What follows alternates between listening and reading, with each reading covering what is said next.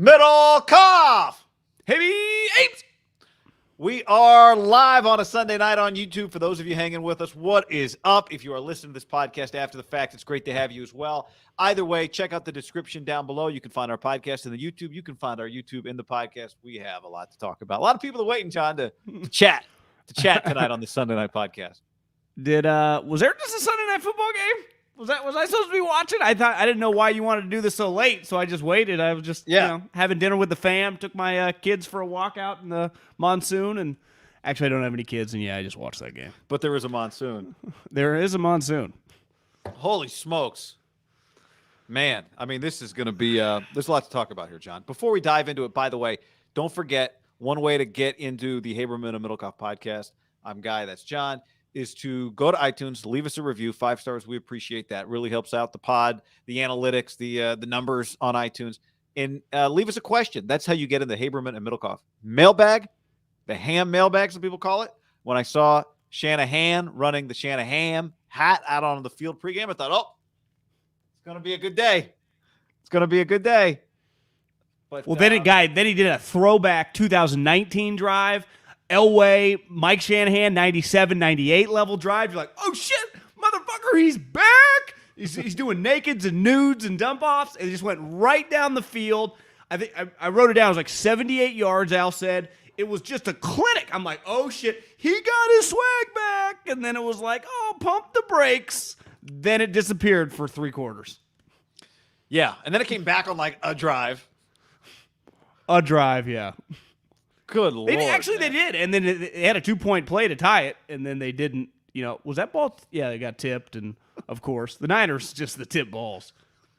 There was a Debo fumble in the middle there where there was a little momentum, and that lost fast. It was a mess. We got a lot to talk about, but let's just start us off, John, with some of the stream comments, because there's so much good stuff that people have been waiting on the stream. Big Idiot on YouTube says, not a crisis. Touch his ear. I got a good tweet that would have been a good comment that was like, there's nobody in the building that can tell Kyle Shanahan to pull his head out of his ass. And I was watching the game. I didn't feel like quoting the tweet. And then I started thinking, well, their GM happens to be, I'd say, one of the baddest motherfuckers to ever buckle it up in the league. Wouldn't you say? Definitely over like the last 30 years, right? Yeah. It's not like, he's not the boss, but it's not like they got no one in that building. I don't know. They have a guy named John Lynch that you go to his YouTube page and watch his highlights. I'd say he was a guy that wasn't scared of much in his NFL career, right? Yep. It might be a time for a little shake, though, Guy. Obviously John can't hit him or anything, but can we get a meeting of the minds with just a little craziness? I've had multiple people. I'm sure you have too. I just got a text. I got a DM from 2 different people who suggested I've never heard before tonight. So I don't know if this one's like flying around some Niners Reddit forums or something, that Shanahan should demote himself to only offensive coordinator and let somebody else be the head coach. I've heard people say the coach should take away their own play calling duties and give them. That happens all the time. Happens to Nagy a lot, yeah. Happens to Nagy a lot.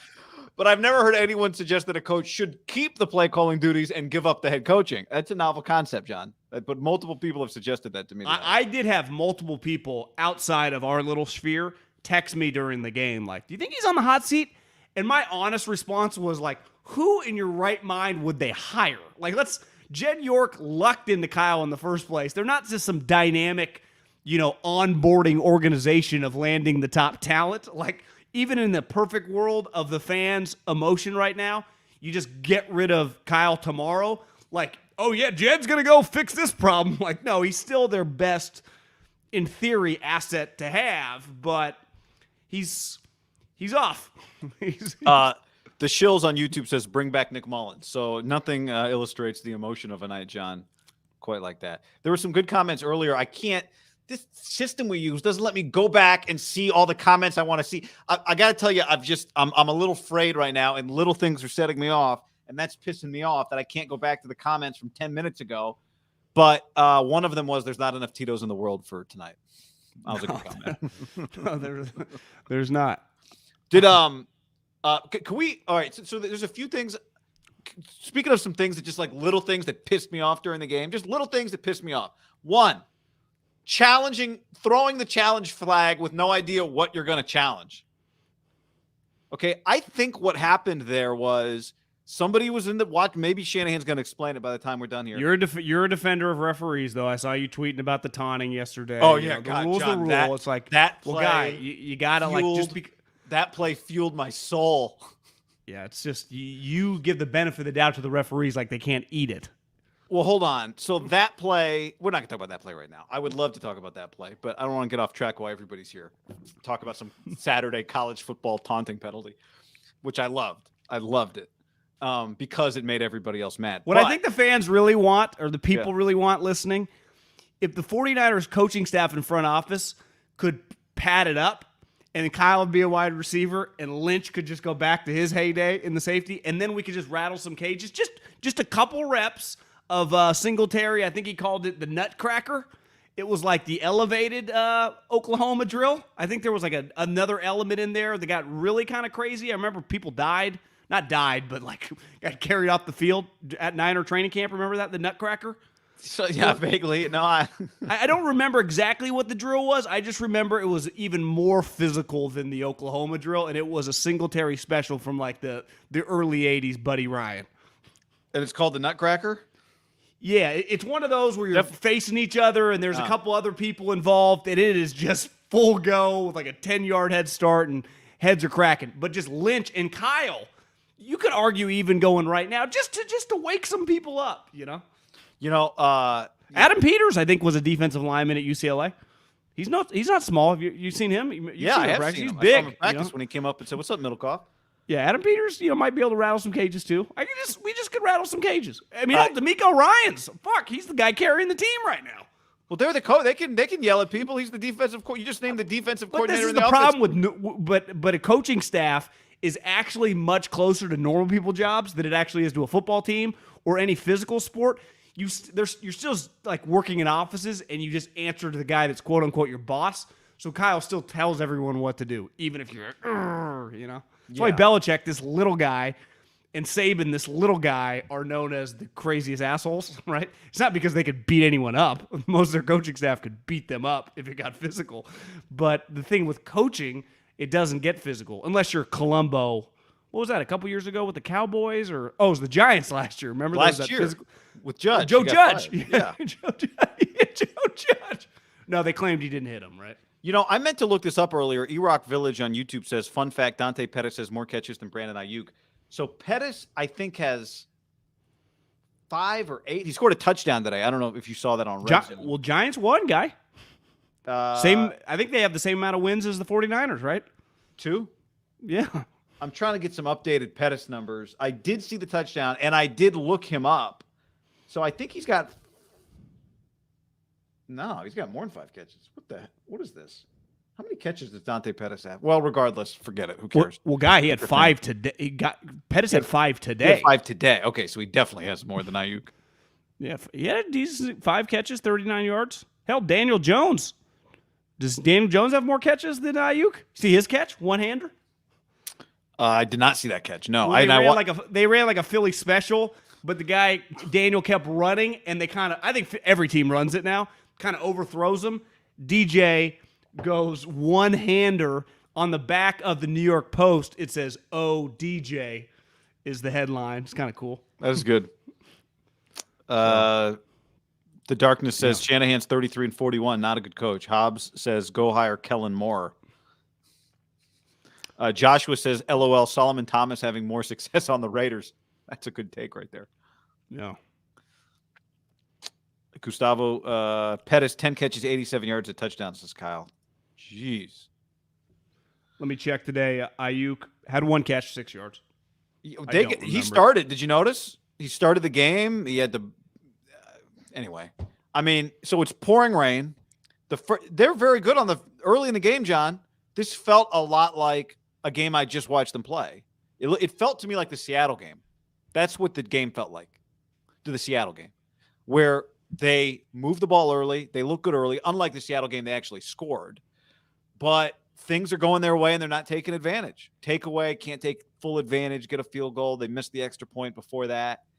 Just stuff is happening for them. Wentz has this insane baby zone. For those of you new to the show, baby zone Rich Gannon once said on TV, better to die a child than turn the ball over in the red zone. So we started calling it the baby zone like 3-4 years ago. Wentz's baby zone interception was a Hall of Fame baby zone turnover. He was hit from behind. Like, it wasn't a pure, I mean, it was bad, but it was. I mean, he was getting sacked. Okay. Bosa just drubbed Eric Fisher around the edge. Like, he was running for his life. Yes. The point is that they had several things break their way in the game. Yeah. And then they had multiple turnovers in the first quarter, right? I mean, I saw Marcus Thompson had a great tweet. He's like, this could come back to bite him. 3 points off 2 turnovers. Right. Yeah, right. And you're like, yeah. And it to me, I've learned this from doing the lock of the week. Because even as a gambler, on the lock of the week. Even as a gambler, I didn't really focus. I would get really caught up like early on in a game. Like, yeah, I got this lockdown, and it would change. It happened yesterday in our lock of the week. I didn't get overly concerned when the Oregon was down 14-0. I don't put that much stock anymore into the first quarter, really, as long as you're not down like 28-0. But if it is within a couple scores, there's a lot of ball game left. And to me, the first drive was pretty incredible. It was classic Shanahan, McVay, LaFleur, where it's just ebb and flow, hitting you everywhere, easy touchdown. But then to me, guy, they just kept stalling out. And when they couldn't punch it in and they were going 3 and out after these turnovers, I think like everyone else that booed Kyle and the team off the field, my faith, I mean, not that I had that much, but it diminished quickly. Because also, the one thing you see with the Colts, like the Niners, when they were the Super Bowl team, they had a bunch of high-end players playing at a really high level. We talk about this a lot now. They have less high-end players on this team, but those guys can still play at a high-end level. The problem is tonight, right? Kittle, National Tight End Day, he's on IR. Trent Williams. It's the holiday? Well, it is for the tight ends that are playing, not him. Trent Williams, not even exactly sure what his injury. I think it's his shoulder, or maybe it's his knee. I don't know, but he's out. Like, those are arguably him. Those three, and those 2 guys in Bosa are the 3 best players on the team, so they're missing him. I'm watching the Colts going, well, their 3 best players are DeForest Buckner, Darius Leonard, and probably some combination of Pittman and Jonathan Taylor. Hell, that's probably 1 through 4. Those guys are kicking ass and taking names. Yep. I mean, Darius Leonard is everywhere. He's causing fumbles. Buckner is just the defensive line. Pittman is just a beast. I still love that guy. That guy's a stud. And Jonathan Taylor is just, even though he had the fumble, which he did have fumble issues at Wisconsin, and I started thinking, like, could he have 3 or 4 fumbles today? And the answer was no. He had 18 carries for 100 yards, guy, and a touchdown. And he's just good. Yeah. He's just a good player. But Elijah Mitchell they had the same line. Elijah had 18, 107-1. Jonathan Taylor, 18, 107-1. Elijah Mitchell's good, right? He's a fine running back. That's not their problem. No, I'd say he's fine. Their passing game sucks. You see the stat that I retweeted? No. From like NFL PR? It said that at one point in time in the game, I think this was like middle, where is it? Through 3 quarters, the Colts gained 73 yards on Carson Wentz completions and 97 yards on defensive pass interference calls. 97 yards. 97. Doesn't shock me, John. If you just had to guess off the top of your head how many yards they've given up in PI calls this year. 450? They lead the league. Whatever their number is, I think it's 15 or 16 or 17 at this point. And generally, I would get, what do those average? Probably. They feel like they average more than 10 yards a play. It sure doesn't feel like they're coming on quick outs, right? They're coming on like go routes and post routes. I would say the average yard on their PIs are 27 yards down the field. Honestly, even saying that out loud, that doesn't feel long enough. Man. Yeah, they are not a team that can play. It just takes so much for them to get down the field to score, that when they get help like they got on Sunday night, for them not to take advantage of it, it felt like it was going to come back to bite them, and it did. I agree with you. Not to talk about Oregon, but watching that game, I said to somebody I was sitting with, like, Oregon's winning this game, even though you and I were texting in a more desperate manner than that. I was watching the 9 overtime game that was 18-18 after 8 overtimes. I had a buddy, Scott Raber, text me the picture of the box score and was honestly asking, like, how's this possible? I'm like, well, they have new rules now. It's 2-pointer after 3. And then I didn't realize you only get 2 points. They actually just give you the 2 points. It's not like they give you 6. It throws you off. Yeah, the CBSSports.com, for people who you should go look at it. It looks like a baseball line score. Is that the one you got that looks like a baseball line score, the 9 OTs? Yeah, and we were making fun that the game was really long. It's actually not as long probably as like a 4 overtime game, right? Because it's just one play. It actually goes as long as it's not 4 overtimes. Well, yeah, but I'm saying the old school 4 overtime game, when you had to start at the 25, like you could go several series. Yeah. You could go a couple first downs. That one is just you either get it or you don't, and the other team gets it. It happens pretty quick. Jeremy says John's moving to Vegas. You going to go be with the Raiders? Yeah, I'm going to buy Gruden's house. Oh, okay. Should we dive into things? Yeah, let's dive I mean, we've already started, but Cody dive says into Shanahan doesn't deserve to bench Ayuk. He hasn't benched him. Yeah, let's talk about Kyle. He's out there with the most incredible punt return I've ever seen, John. I didn't know this, but if you ever muff a punt by the goal line, just kick it out of the back of the end zone. Well, then you're kicking. You got to do it. You got to make it look accidental. You got to just do a tap. You got to do a tap and then or grab it and kind of throw it off your foot. Oh, I tried to pick it up. He looked like he knew the rule. He's very calm. I got to give Ayuk credit on that play, John. Kept his head. Did not panic. Could argue he's just at the point where he's got nothing to lose. I mean, holy smokes. All right, John. Folks, we're glad you're here. One of the reasons we're glad you're here is because of the fact that you come here. We get advertisers, so let's tell you about our favorites like Tito's Handmade Vodka, which is a sponsor of this show. Tito's Handmade Vodka, the #1 vodka in America. #1 vodka in America. I didn't have any yesterday, but I had some on Friday afternoon. Several Tito's sodas. A John Daly. Can't recommend it enough. #1 vodka in America, based in Austin, Texas. It's just wherever you are, and I know we got a ton of them. We get them at all hours. I mean, it's not, you would think it just comes on the weekends and the afternoons. No, it can come on like Tuesday morning at like 8 a.m. with a dude playing golf. I mean, you never underestimate the power of a drinker and just what they're doing, because some people get off days on Monday and Tuesday. Some people go on vacation and I talked to our guy at Tito's and he loves it, and I know we get so many pictures. We cultivate them into a little document, and we got a lot of them going on right now. Can't even talk. Yeah, keep sending them. We love them because we love the product. I've got a case here. Anybody wants a bottle, just drive by the house and honk, and I'll hand you one. 1995, John, that's when Tito Beverage built his own distillery. Couldn't get investors, so he racked up 19 credit cards, built his own legal distillery, the first one in Texas, 6 times distilled in copper pots, not columns. Distilled and bottled in Austin, Texas. 40% alcohol by volume, namely 80 proof, crafted to be savored responsibly. I think Sunday night, if you're listening to this, Monday Night Football is a good time. Send us a photo of your Tito's and enjoy. Yeah, if I was him, I saw Sarah Blakely sell Spanx, I'd be like, I get a little more than that. I need to sell this bad boy. MyBookie.ag. MyBookie.ag, promo code HAM and the #1. MyBookie.ag, promo code HAM and the #1. MyBookie.ag, promo code HAM and the #1. They'll double that first deposit up to $1,000 when you use that code. You can decline the bonus if you so choose, because if you accept the bonus, you must bet the full amount before you can withdraw funds. But either way, HAM won. Let them know that we sent you. Yep, MyBookie.ag, promo code HAM1. I had $100 just extra beside the money that we had in there, and I was like, I realized the day, I'm like, I'm not even that excited to watch these games, so I tried to put it together like a 5-team parlay that would pay $3,000. I didn't hit one of the games. It's actually really hard. I was taking all the underdogs, and then you got Tampa winning by like 50 points, and it was a disaster. But MyBookie.ag, promo code HAM1. There's a thing called Monday Night Football.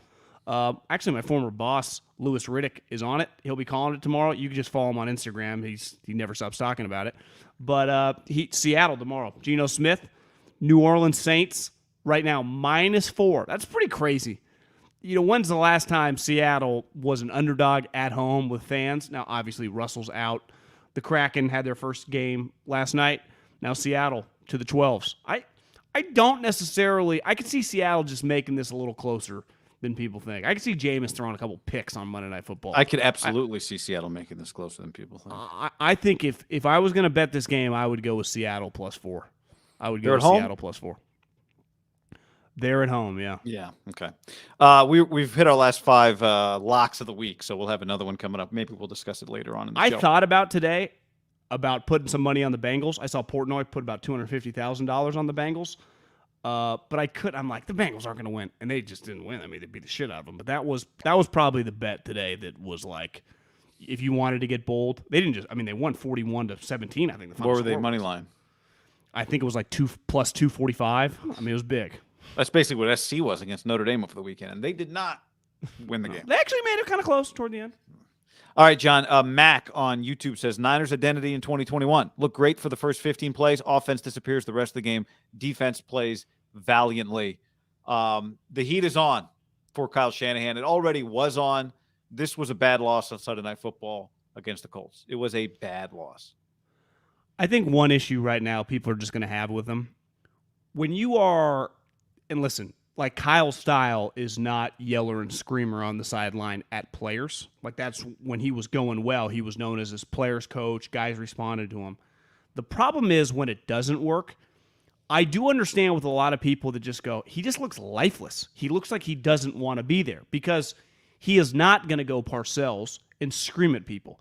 And Andy isn't either. Like if you watch the Chiefs game today, Andy is not screaming at any players as they, I mean, you think the Niners got their ass kicked. The Chiefs got fucking ruined. Andy doesn't yell at a soul. Do you know what the difference is, though? Every Chiefs fan goes, you know the best 8 years of my life has been? Since Andy Reid has been the head coach. Do you know the sweetest years of my life have been these last 3 with Andy Reid as he's taking me to the Super Bowl? So it's like, people are just, you're going to be mad as a fan, but you understand. It sucks. I think people go, Kyle, you have the 1 year to build off, but we have seen so much shitty football under your watch. What is going on? What is going on? And I think a lot of people right now are just at a loss, right? Just simply at a loss.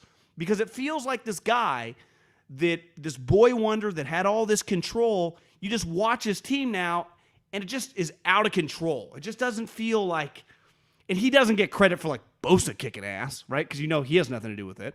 But it's like his offense consistently just stalls. And then just as the game goes, I hate to go back to this, but his body language is just so shitty. It's just terrible. He's got terrible? awful fucking body language. To me, his body language is the same as always. Like his body language is not the problem here. His body language is not the problem. Well, yeah, when he's winning, he's usually kind of into the game. He to me, he just looks like winning, he would be anywhere else. Well, what is there to be excited about?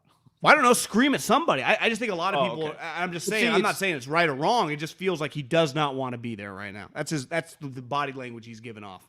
I don't know. His body language looks the same to me. It's always to me his body language. He looked like that when he was in Atlanta. He just always looks miserable. Yeah, when you start losing with high expectations, it pisses people off. And listen, my point is he's not going to scream at anybody, but it's just I understand where people go like, what the fuck is going on? Yeah, but to me, what the fuck's going on has to do with the way his team looks, not his body language. His team looks. Well, that's sloppy. what I'm saying. So people go, he's just like they are miserable. It's like, well, your team do something, yank someone out of the game. I don't know, try something. Ayuk's in his doghouse. People want him on the field, so they put him on the field. He doesn't do anything. Well, he doesn't throw him the ball. I mean, I don't know. He lets him return punts. That's an opportunity. Well, they don't have a choice. Like who else are they going to put back there? Okay, I'm just saying he's on punt return, didn't make a play.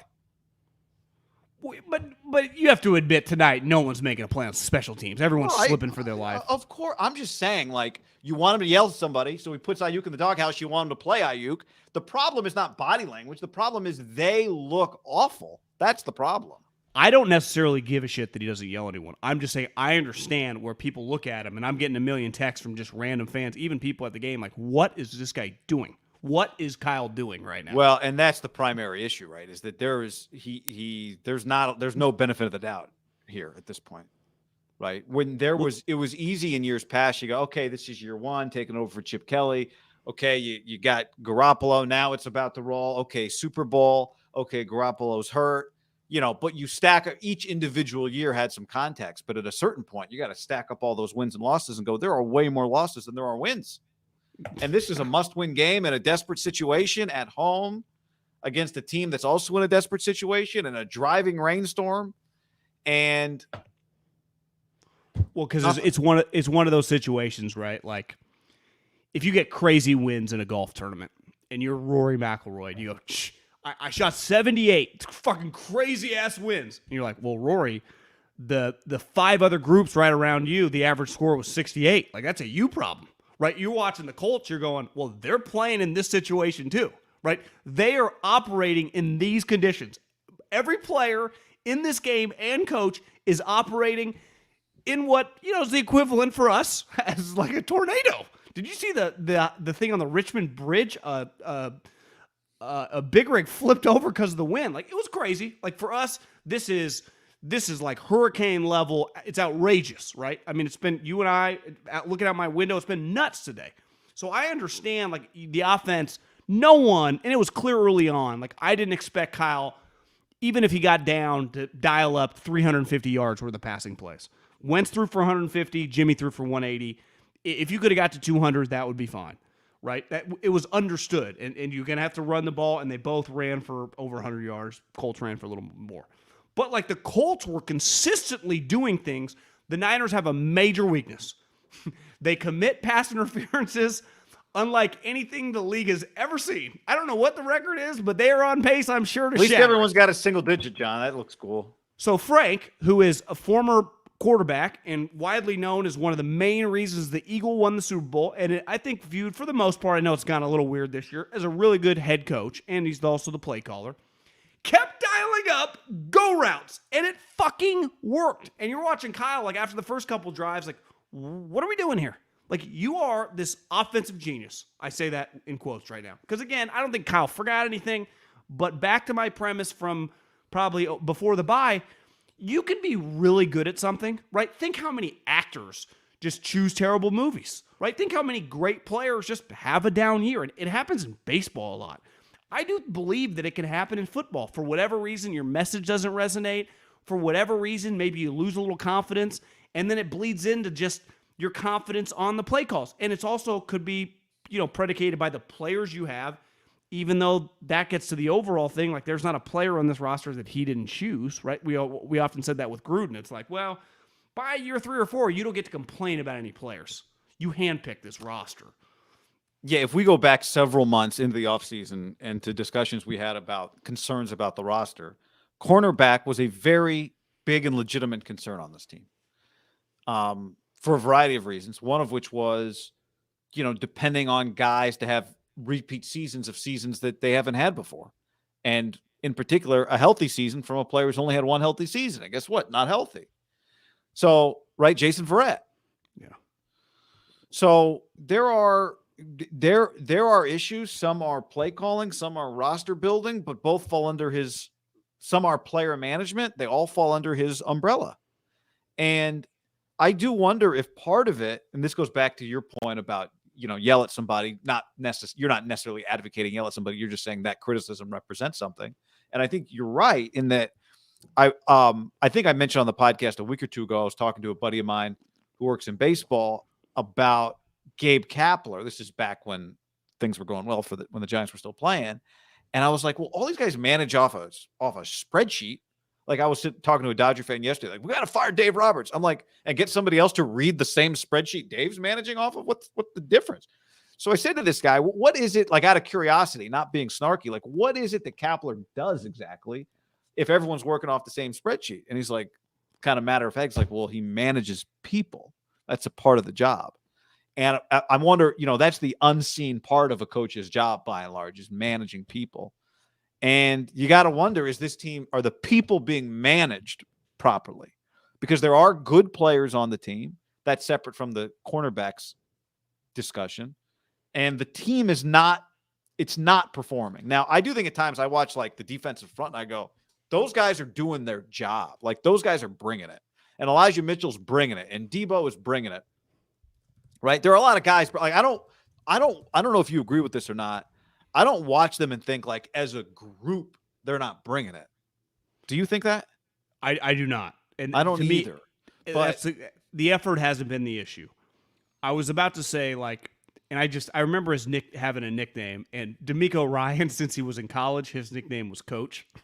That's what he got called when he was a player at Alabama. He's a really high-level guy. And I actually think, beside the DBs, he's a middle linebacker. His front seven, and you text me mid-game, you're like, their front seven's bringing it, right?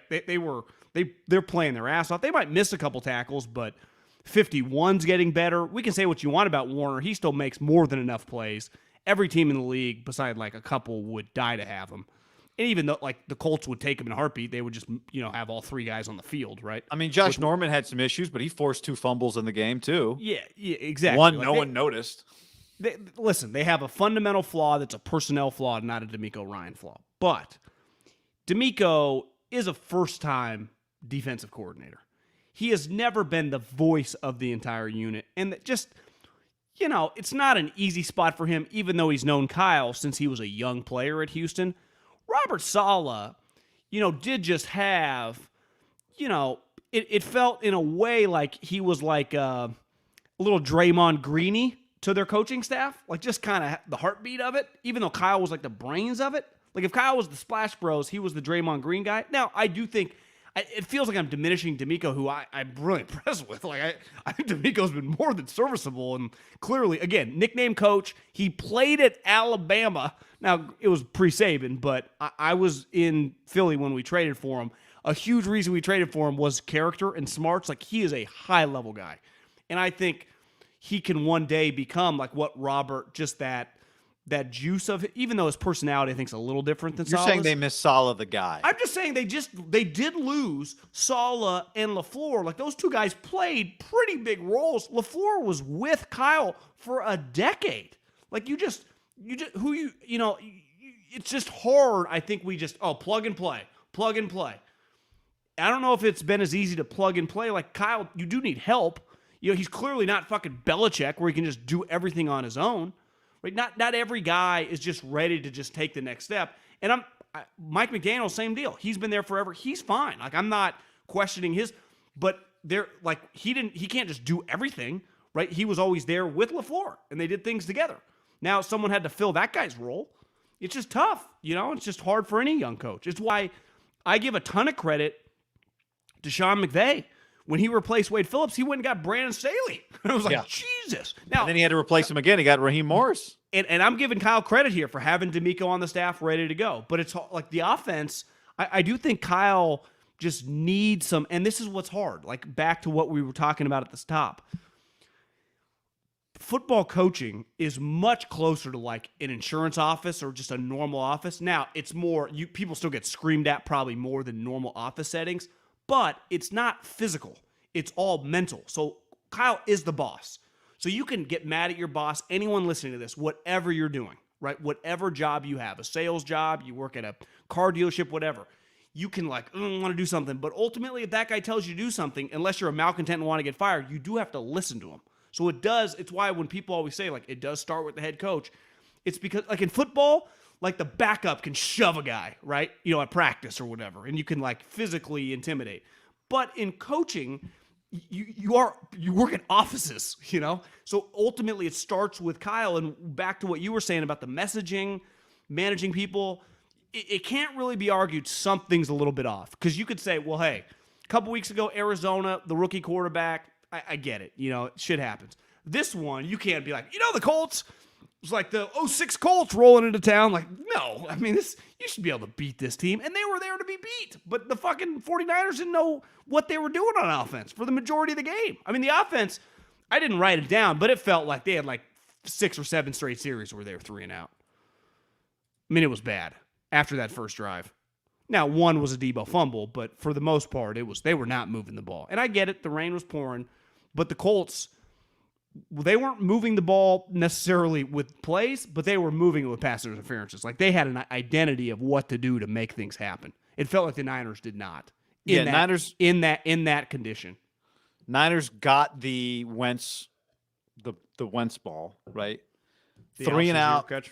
3 and out, 3 and out, 3 and out. 3 and out, but like you said, the third was a fumble. But he wasn't getting to the first down marker anyway, so that was going to be a 3 and out.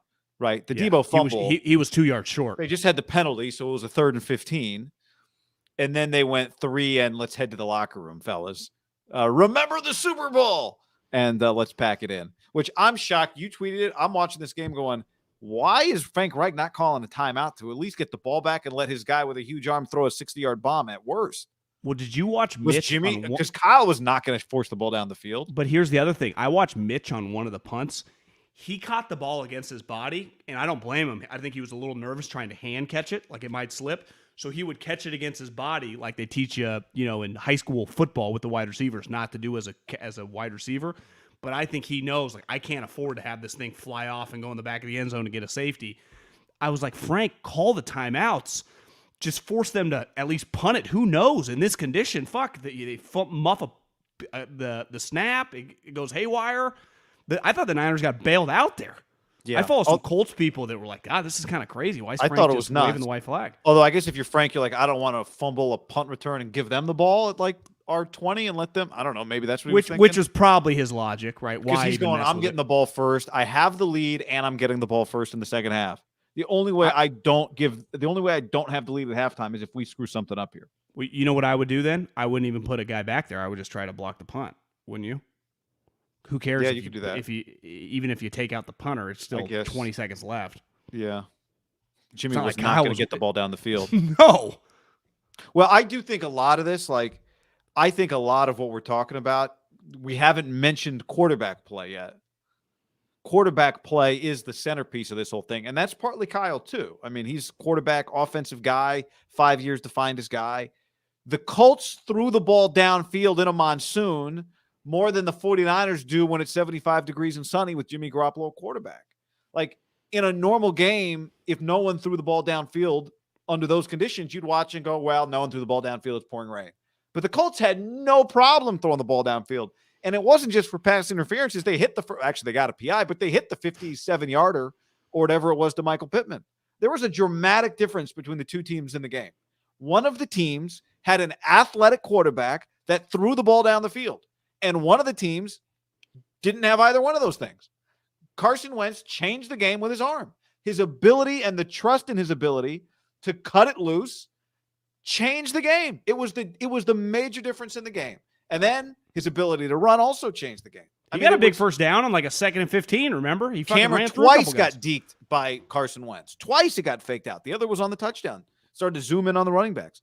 I told you before the game, though, guy, during the week, I'm like, they got an advantage at quarterback. And it wasn't even, their numbers look pretty similar, but the talents, they're not even in the same ballpark. And this is what you're saying physically. Now, in fairness, I still think it's a little weird. I don't quite know when he got injured. He was not available in the game, right? I think it would have been a concern, and people would have been, what are we doing not having Trey in the game? He was not available to play, according to this knee injury that we're not sure when happened. Like, why wouldn't you have him available to even be your backup? And that you would that would have been the game to mix him in as like the whole 2 quarterback thing this would have been the game to do it. So he clearly was. But before we even get to Trey. And you tweeted this right when they went off on the little rant. Now, like you had mentioned before we hopped on here, it could have been Al bullshit, and it was kind of it hit a pretty boring streak of the game because of the monsoon. Again, if you're listening out of state, you go, monsoon. Yeah, for us, that's a monsoon. It's been pouring for over 24 straight hours. Yeah, it's intense for us. But again, I think people in other places, they get used to this, right? All traffic is at 17 miles an hour, okay? The Jimmy Garoppolo experiment, and when I say experiment, it wasn't up until this year. But the moment you traded for Trey, it was like, he's not good enough to just have this established spot. Yet he was still talked about up until tonight with, the most famous broadcast crew the league has as this hypothetical, like, what if he plays well? It's Halloween! They were talking like it's August. The season is established. He was not very good early. He makes a couple plays like he's always played, but now he's hurt. And tonight you saw he is a disadvantage for them. He really is. Every time, unlike Wentz, every time Wentz threw it, especially past the first couple drives, and the ball would leave the camera where you couldn't see where it was going, I would say to myself, oh my God, here comes a pass interference. I think every human being, including Michael Phelps that was in the front row, to every human on their couch, even a non-Niner fan or a Colts fan were like, oh, here comes a PI. Yet when the ball would leave his hand and it would go, and it didn't happen often, through the screen where we had to wait for the camera to move, I was thinking interception. Like, that is where Jimmy's at right now. He is a disadvantage for the team. I would say at this current state, he is no longer even a top 20 quarterback in the NFL. He's going to be, and listen, he's made a lot of money, but he'll never, ever, I guess you never say never in sports. His days of making as much money as he makes now are probably long gone. Now, he's lucky he could be a backup for a while, and he would immediately next year be a high-paid backup. He'll be kind of in this weird spot. He'll get another chance to start, I would imagine. There are enough teams, right? But I think we know who he is right now, right? He still has 4, 5, 6, who knows? If he can get the Chase Daniel Hill, he might have 8 years left. But this guy is not a starting quarterback in the NFL. Carson Wentz, who has been, I wouldn't even just say football. Would you agree, like one of the most polarizing players in sports the last 3, 4 years? Carson Wentz, in all the sports. And listen, you watch him, there are some hero balls. There is enough where it's like, they're going to keep working with that guy, right? I mean, he brings them more than anyone else can bring them. Even Phillip Rivers last year, I think they mentioned this. Did we talk about this, or they mentioned this on the broadcast? Like, if Rivers would have come back, they probably wouldn't have got Wentz. I think they're better off just because his ceiling, even though Rivers won 11 games, they weren't going to win a playoff game with Rivers. If this guy does play well, you could win a playoff game with this Carson Wentz on their team. Like the version of this 49er team, you have no shot if Jimmy, and he can't because he gets injured, but if he can start all 17 games, the 49ers could not have made the playoffs with Jimmy Garoppolo. Do you agree with that? If he had just started all 17 games for them? He's just not good enough at this point. Yeah, I agree with that now. Factoring in their other corners. And I did not the think whole that team. at the beginning of the year, but I definitely think that now. The irony is that drafting Trey Lance was sort of this acknowledgement by Kyle Shanahan that I need somebody who can just do stuff on the field beyond just what I tell them to do, right? The feeling with Kyle when we talked about Kirk Cousins was like, oh, Kyle just wants a guy who he tells him what to do. As long as that guy executes it, then they're golden. Well, drafting a player like Trey Lance is, you always say it's like when he walked off the field after playing Josh Allen last year, he must have been thinking like, I need to get me one of those. Drafting a guy like Trey Lance is an acknowledgement that like, I need a guy. Yes, it's also a guy that I could run and draw some different plays for, but I need a guy that can make a play because once the ball is snapped, actually once the play clock gets down to 15, there's nothing I can do, right? I can yell into his headset like Justin Fields, 12 guys, snap it. But there's nothing I can do once the play happens. The players play the game. The players play the game. And if the player can only do what I tell him to do and that's it, he can't do anything beyond that, then that's not good enough. So Trey Lance needs to play because this team needs somebody who can go out there and make a play for them at quarterback. That's what Carson Wentz can do. And Carson is actually... He did it tonight. And he's kind of not even being reckless doing it. I mean, the kind of reckless play was a turnover. The stuff that Carson did that was impressive was within the, right? It wasn't a lot of ad lib, but he just has an ability to open the game up in a way the 49ers feel like they've been playing games in like these 10-foot domes where like nothing happens. I know. It's in wild. Any direction other than horizontally. Nothing happens vertically. And that's where just, it's suffocating to watch. And the only really chance is. they have now is Trey Lance. It really is. I mean, it's like I don't even know how to describe it. Like anyone can relate watching a bad baseball team who's every time you just go to the bullpen, it's like, oh, we're gonna get shelled. Or a basketball team where you just can't make any shots. It just their offense gets in this rudderless situation, which goes back to Kyle. And this, if you were gonna defend Kyle, like if I was Kyle's agent, if I was one of his good friends, if I was one of his guys on staff that's a believer in him, I'd go, it's because of Jimmy fucking Garoppolo. He's just not good enough. And then that's where I think Haberman and Milkoff would say, okay, we've tried the experiment. It led you to 2-4, even though one of those losses isn't totally on Jimmy's hands, though it kind of is because he got injured. Just rip the Band-Aid off and just go all in with Trey. Even if you're going to suck more than I guess you would, but this is what we were arguing about with Greg Papa. Like, you're not winning games with this guy. It was my argument with Andy Dalton. I understand it if it's like Kyle Trask is the future of Tampa Bay. I was like, yeah, you got Tom Brady. And you're winning. And that's obviously that's a terrible example. But just if it was more of a fringe, like, top 15 guy, Jimmy is no longer a top 20 guy in the NFL. When they're all healthy and they're all playing normal, he has to be kind of on to crack that top 20. I would not have him as a top 20 player. And listen, I don't think like quarterback 15 to quarterback. I don't think 15 to 20 is that great. But it's just like he has regressed, and it might just be as simple as he just hasn't gotten any better because he just kind of looks the same. And you can't win. Like, the one thing you notice about the NFL, and you just look at the Niners schedule, like, there are a couple high-end teams, right? They haven't played the Rams yet. They played Arizona. But even, and obviously Green Bay is 6-1. But like an average team, a team that could win 7 to 9 games, like the Colts, if fucking your quarterback is Jimmy Garoppolo and he's a little off, you will lose. You will lose. And that's what any coach worth their salt will tell you. Like, the NFL is hard. And I think sometimes fans kind of laugh when their coaches say that. And I understand if you're playing the Jets or whatever, but beside like the bottom 2 teams, and even watching a little bit of the Lions game today, like, you do, like, if you're a little off and a team has a little life and the Lions don't have as many good players, but like a 6-win team in this league. The Lions went onside kick and fake punt. Yeah, they had to throw the kitchen sink. But I do think the Colts are a good example. Coming in this game, they were 2-4. They were a team probably destined for like 7 or 8. Now it's like they could be thinking, well, hey, we just get back to 500 and we get to 10. And you just watch them, you go, well, the Colts just have some talent, and Jimmy's not talented enough to out-talent them. Debo is, Bosa is, Fred is, but Jimmy to me felt like a red flag. And listen, when I say a red flag, I mean a liability in the game more than an asset. And Trey, in this situation, who knows what it would have looked like tonight if he was healthy. It could have been worse than Jimmy. I am acknowledging that. But, like, once you make the draft compensation and you're in this position record-wise, it's time. I mean, again, he's got to be healthy with this injuries. I still think it's a little weird, but, like, if he's healthy, Jimmy Garoppolo cannot start anymore. He just can't. That's when you're really going to lose some people that – I think you are lucky with this fan base that, like, listen, it's like you just give them Trey, they'll at least take a deep breath. But if you keep forcing Jimmy down people's throats, like, we're going to try to win, that's when people will really turn on you.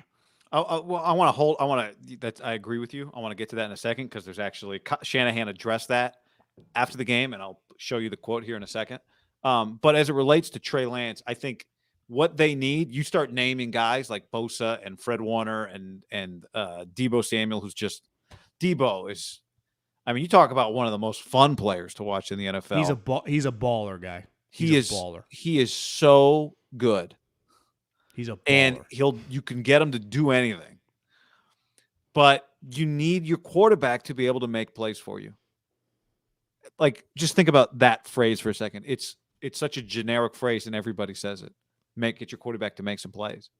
But what plays are they making outside of the design of whatever a particular play is? How about the one where he fumbled? He kind of like moves up and moves over. You're like, oh my God. But it was, I mean, I told you, we were texting before the game. And what did I say to you? I said, it'll be a miracle if he doesn't throw 2 picks and have a strip sack. What'd he do? 2 picks and a strip sack.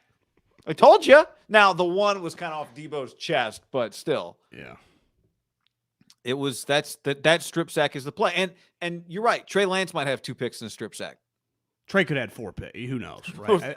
But he might have tucked the ball and run and just he could have made some plays. The bottom line is, in a game where you went through the box score, a lot was equal. Everyone's playing in this downpour. Jerseys were soaked. Their quarterback made a few plays. To me, Carson Wentz was the difference in it. Carson Wentz versus Jimmy Garoppolo was the difference in the game because the running backs both played well. I thought defensively, guys made plays up front. The pass interference plays, again, the Niners don't even get that ball down the field. The crazy thing, guys, because you just look at the box score. Their numbers are almost the same, right? Yeah. Are you looking at it? Do you know where it changes? You go to the team stats. The penalties, and this has been the thing the last couple games, the Niners do not have 15 penalties to like 6. They have about the same number of penalties as their opponent. Today, 6 for 7. The Colts, 6 for 45. The Niners, 7 for 122. Wow. That is almost That's a Pro Bowl 80-yard receiver. difference. An 80-yard difference in penalties. That's The Niners in a game where not that many yards were at hand. That is a lot of fucking yards. The Niners. That's a Pro Bowl receiver, John, in penalties. Yeah. Andrew on YouTube says, when is the front office going to sit Kyle down and question him about his ineffective draft picks? This is one main issue they have. I actually have a thought on. You want to talk about the draft picks?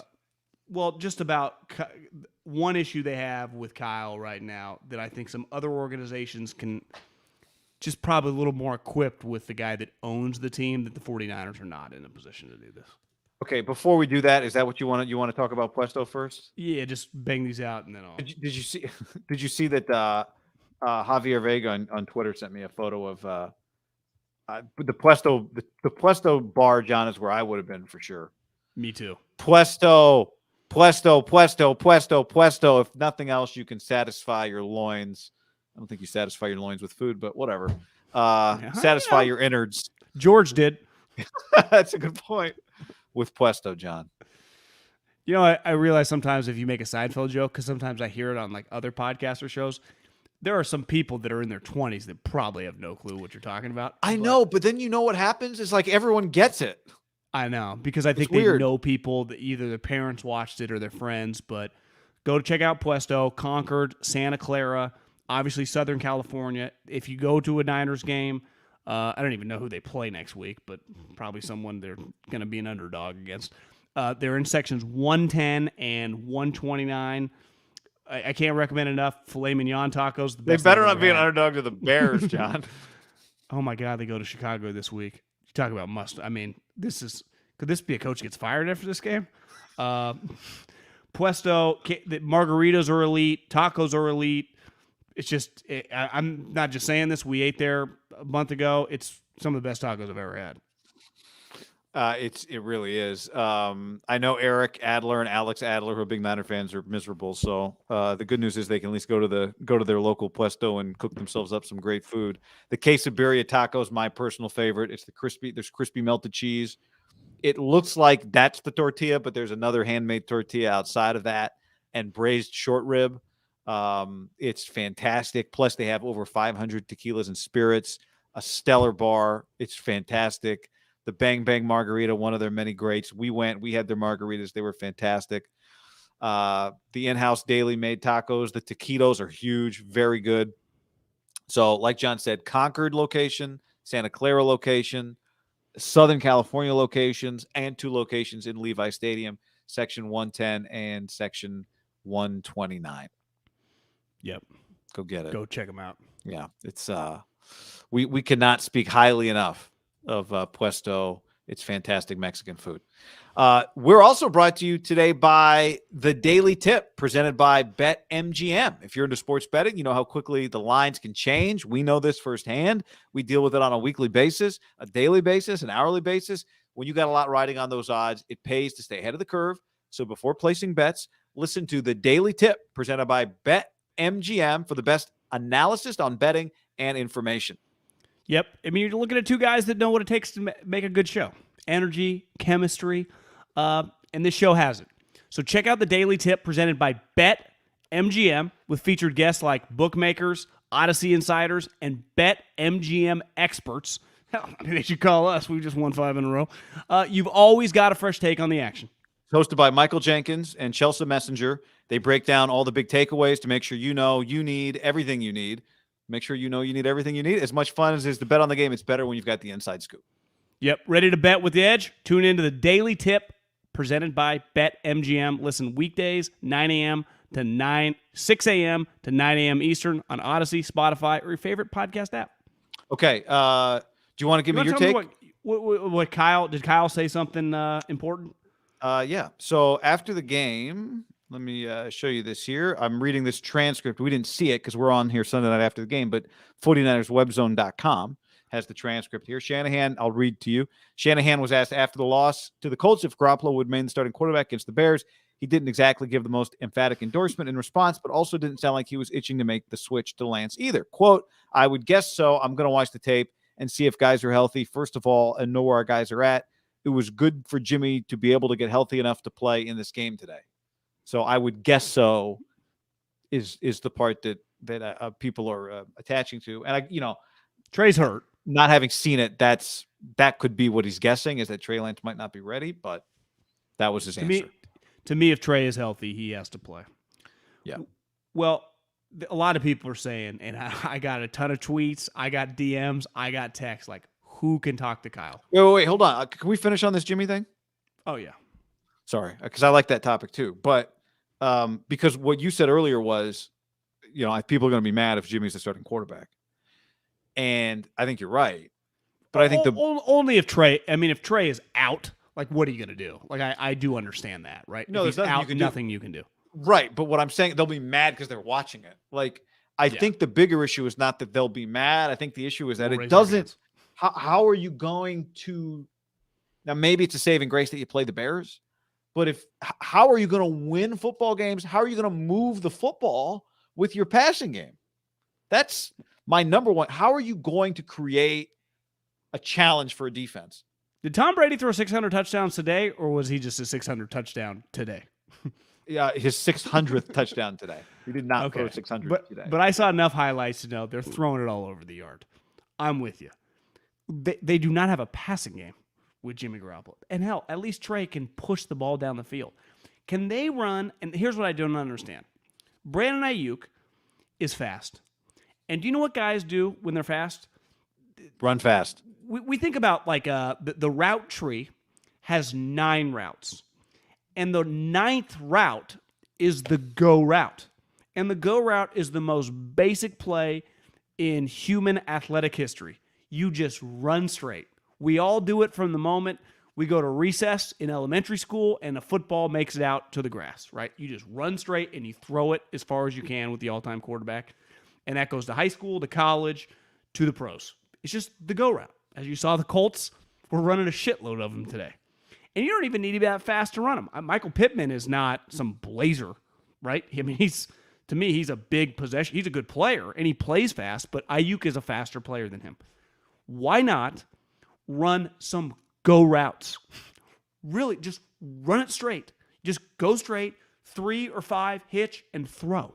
The 49ers, the only deep passing play they run, guy, and he's good at it, is the thing that fucking Debo running across the field. But do you know what these other plays that I see all these other teams run? Hell, Arch Manning was throwing some of them. I was watching some of his game on Friday. Then I went Saturday. I watched so many bad college football games all Saturday. So I watched bad football games all day Sunday. But every single team, at least a couple times a game, just has their wide receiver run straight. Just go straight. And you know what the quarterback does? He just throws it. And, as you saw tonight, your best case scenario, he catches it, he gets a touchdown. Worst case scenario, obviously, is an interception, but there's a middle ground where it happens to a lot of the time, a flag comes out. And the best part is on Sundays is it's not a 15-yard penalty, it's wherever the penalty takes place, and a lot of times it's 30, 40, 50 yards. Hell, the 49er fans... Well, 50 yards, John, you got to... Well, let's say Jimmy can throw it yards. 35. But just run that play. And that's where I think back to Kyle Shanahan. Why don't they just run a play down the field, down the sideline, going straight? It is like incomprehensible right now that they don't use Ayuk, who is a fast player, to go down the field and just take a shot. Just take a shot. I don't get it. So even if Jimmy's going to stay, just try that next week. Try. Because once Trey comes in, if you're not, you're wasting some of his ability. Because you saw with Carson, like you were mentioning earlier, a major difference was like Carson's physical attributes are just way stronger than Jimmy, right? We knew that coming in, but it's really evident, and we've always talked about this. It's any football game you watch. The ease with which he moves. But just when you see the two quarterbacks come on and off the field, right, you can really see like who's the more physically gifted guy, and it's a different level with this guy.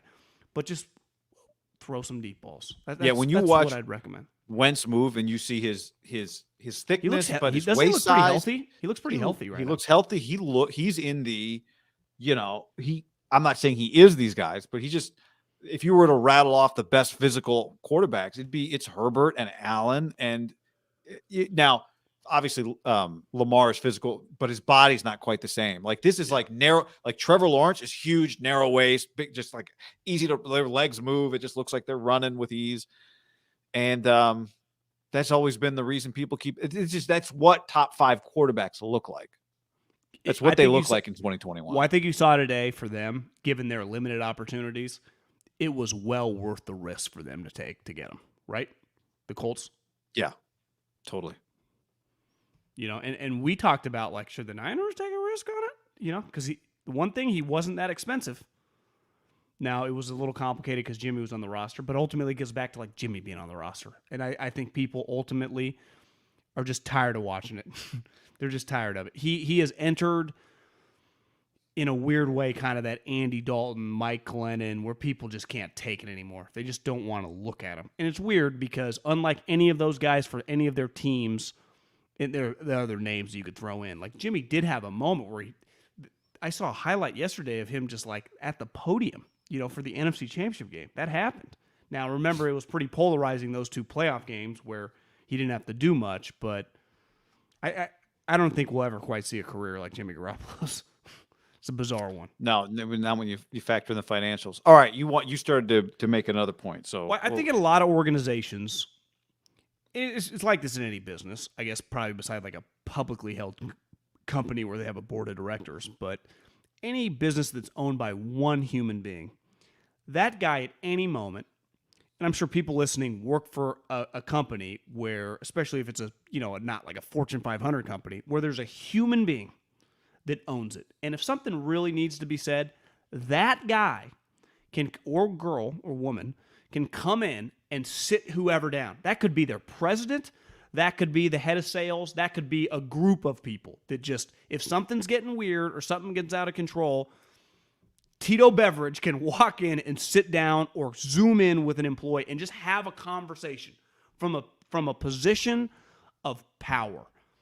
And if you look around the league, and right or wrong, like Jerry Jones, Robert Kraft, John Marr, and I'm not saying these guys can they necessarily could tell you what to do football-wise, but just have a human-to-human conversation as, I'm your boss, I sign the check. The 49ers do not have that. I'm not saying Jed can't call to have a conversation with Kyle, but there's no way, if I was in Kyle's shoes, I'm looking at Jed like, you can tell me fucking anything. I'm not saying that he would be disrespectful Harbaugh style.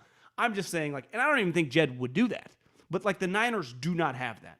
Now, they do have John Lynch, and this is where I think it's a tough situation. That, John ultimately works for Kyle. And guys talk about this all the time, how a GM and a head coach are together. Well, they are, but one guy hired the other guy in every building, right? Go to Seattle, Pete hired John. You go to Kansas City, Andy hired Veach. You go to, where it got a little weird in LA is Les Snead kind of hired McVay, but clearly McVay's in charge now. Kyle is in charge. Even though, if they got into a fist fight, like I said, or on the football field, John Lynch would kick his ass. But this is a real, a corporate vibe even if you are a GM and head coach, you're never going to fight. But it's a tough spot for John, even as the guy that's known as Captain America, this great leader, to really kind of sit down and maybe, and I don't even know what the issue would be, but quote unquote getting his ass. Because you hear a lot of this with head coaches, Nick Saban, in the college guys and the pro guys. They can get in people's ass, right? If something needs to be handled, the head coach will sit a guy down and light him up. Is there someone that could, and when I say light him up, I don't mean screaming at him, but have a conversation. Does that guy exist? And to me, the only guy that exists, it ain't Jed. It would only be John, and I think it's a tough spot for John. You know what I wonder? Is that what Kyle now does Kyle need that? But don't we? What don't we? No, all no, hold on. need... Let me finish. No. Let me finish. I'm not saying Kyle doesn't need someone to talk to him. I'm saying Kyle is the guy that's in his own ass all the time. Maybe that's what you were getting at earlier with Saleh. That Kyle doesn't need someone to yell at him. He needs somebody just to shake him, but in a different, just to give him something different than what he's got. What he's got seems to be misery pretty consistently, right? And the more they lose, the more miserable he gets. Yeah. And you're right. Like the boss doesn't always yell at the person whose sales numbers are down, right? Yeah. But they know how to get to them in a way to get their best out of them, whatever that is. And then John I Lynch think is the only guy possible, I think. Yeah, he's the only guy that can that it would meet that whatever button he can find, the Kyle would let him flip it in. And he has the credibility. Because again, back to Jed. Jed just does not have the credibility beside the wealth that was given to him by his family to say anything football-wise or leadership-wise to Kyle. Where John does. He has been a team captain on Super Bowl teams. He clearly plays a big role leading just the 49ers operation. The respect, I think, the players on the team that respect John. And again, it's not John's job to like talk to those. It's a weird spot as a GM, right? He is not the messenger to the team. That is Kyle and the coach's jobs. But sometimes I do think a coach, like you said, just needs help. It was always what we talked about, like with John Gruden or whatever. Like, who's there to help him?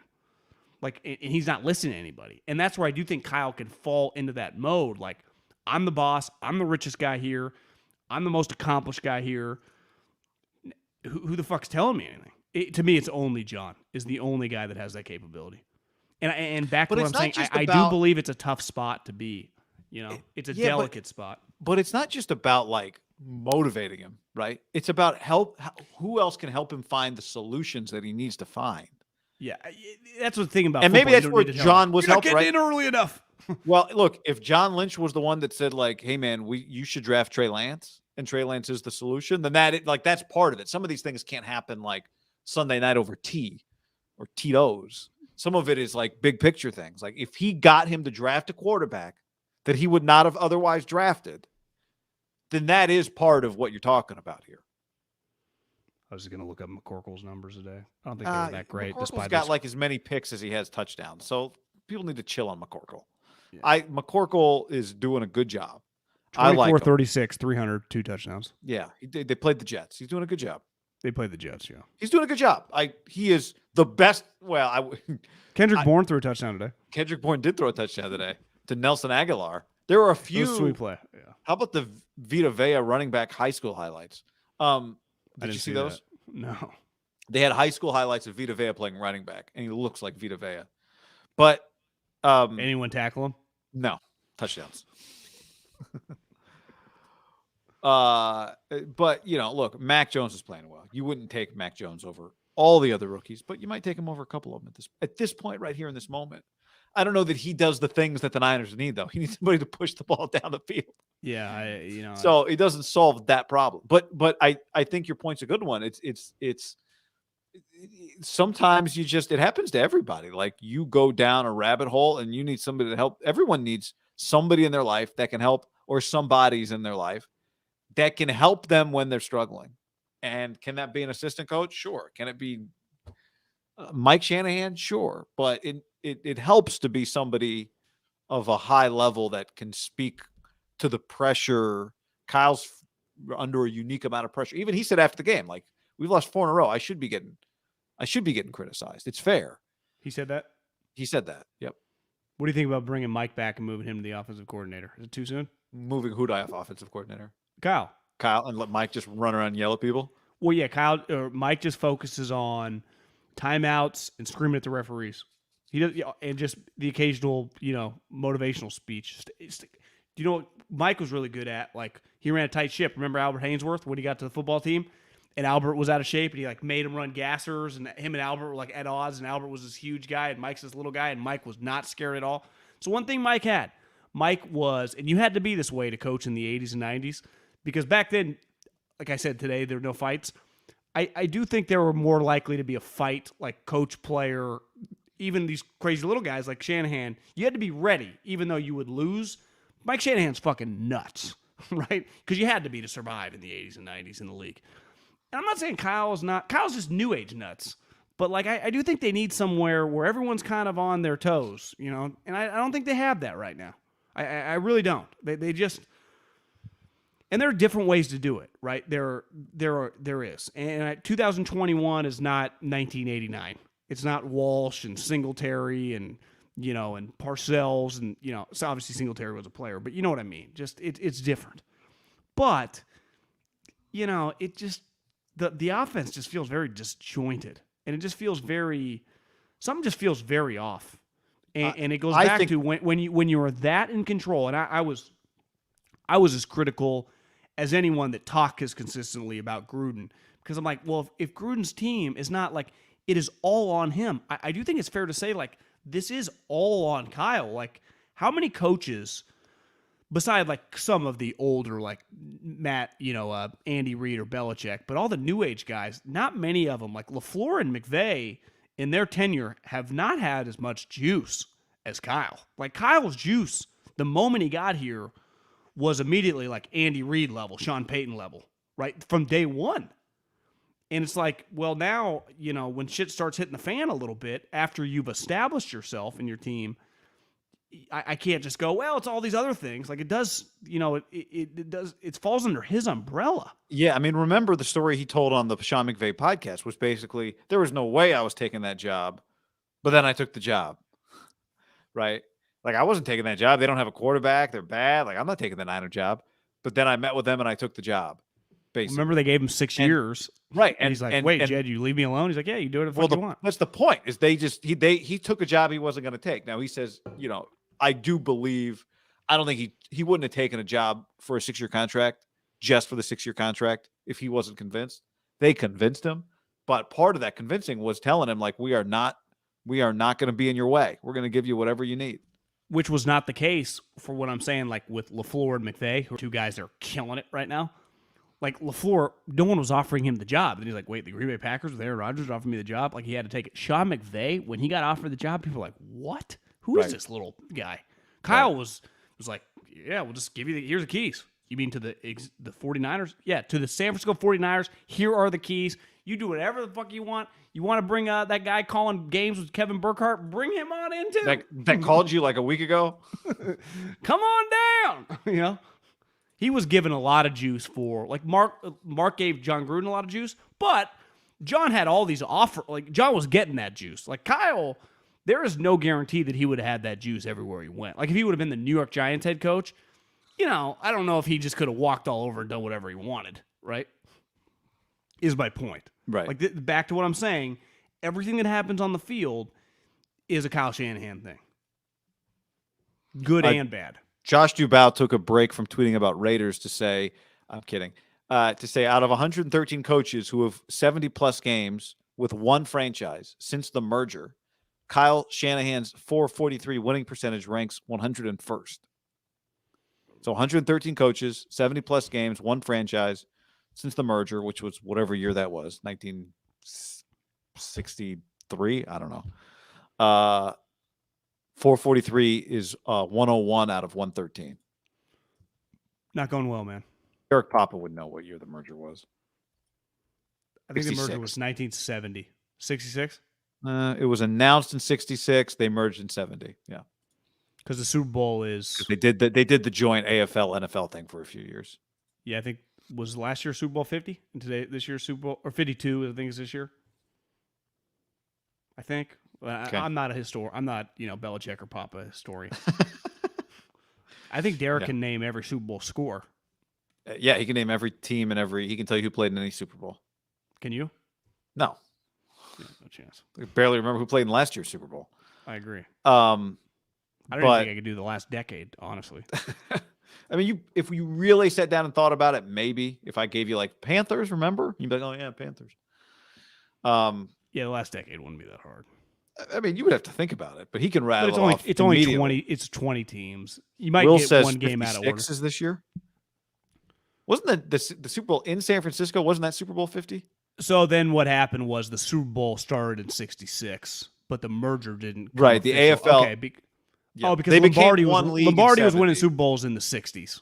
They became one league in 70, but they were playing AFL, NFL Super Bowls for 3 or 4 years. Gotcha. Yeah, 4 years. Because I think Lombardi won Super Bowl I.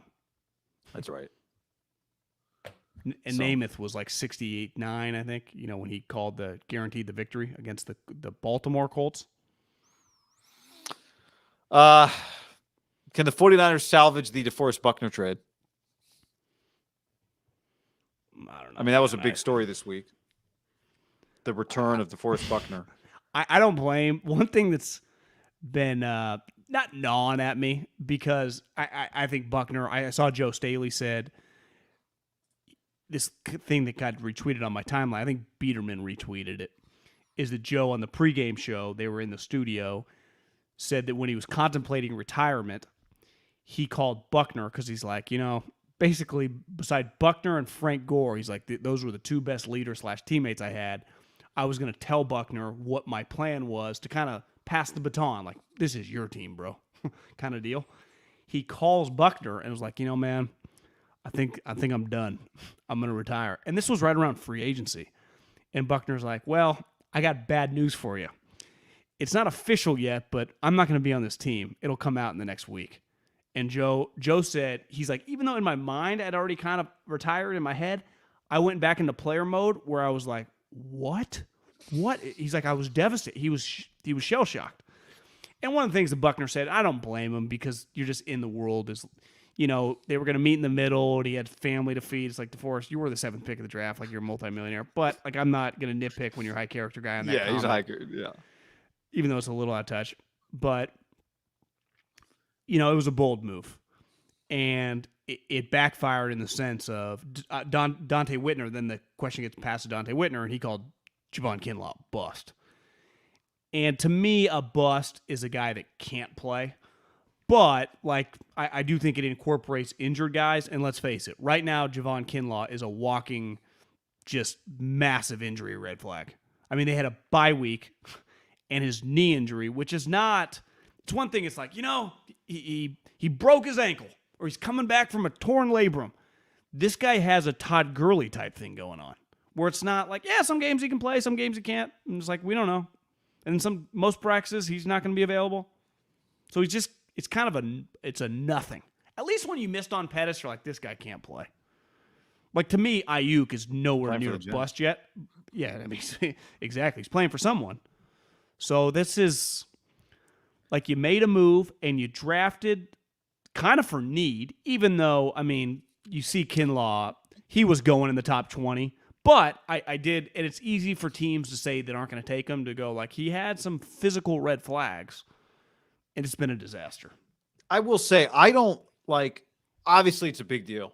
The Kinlaw thing's a big deal.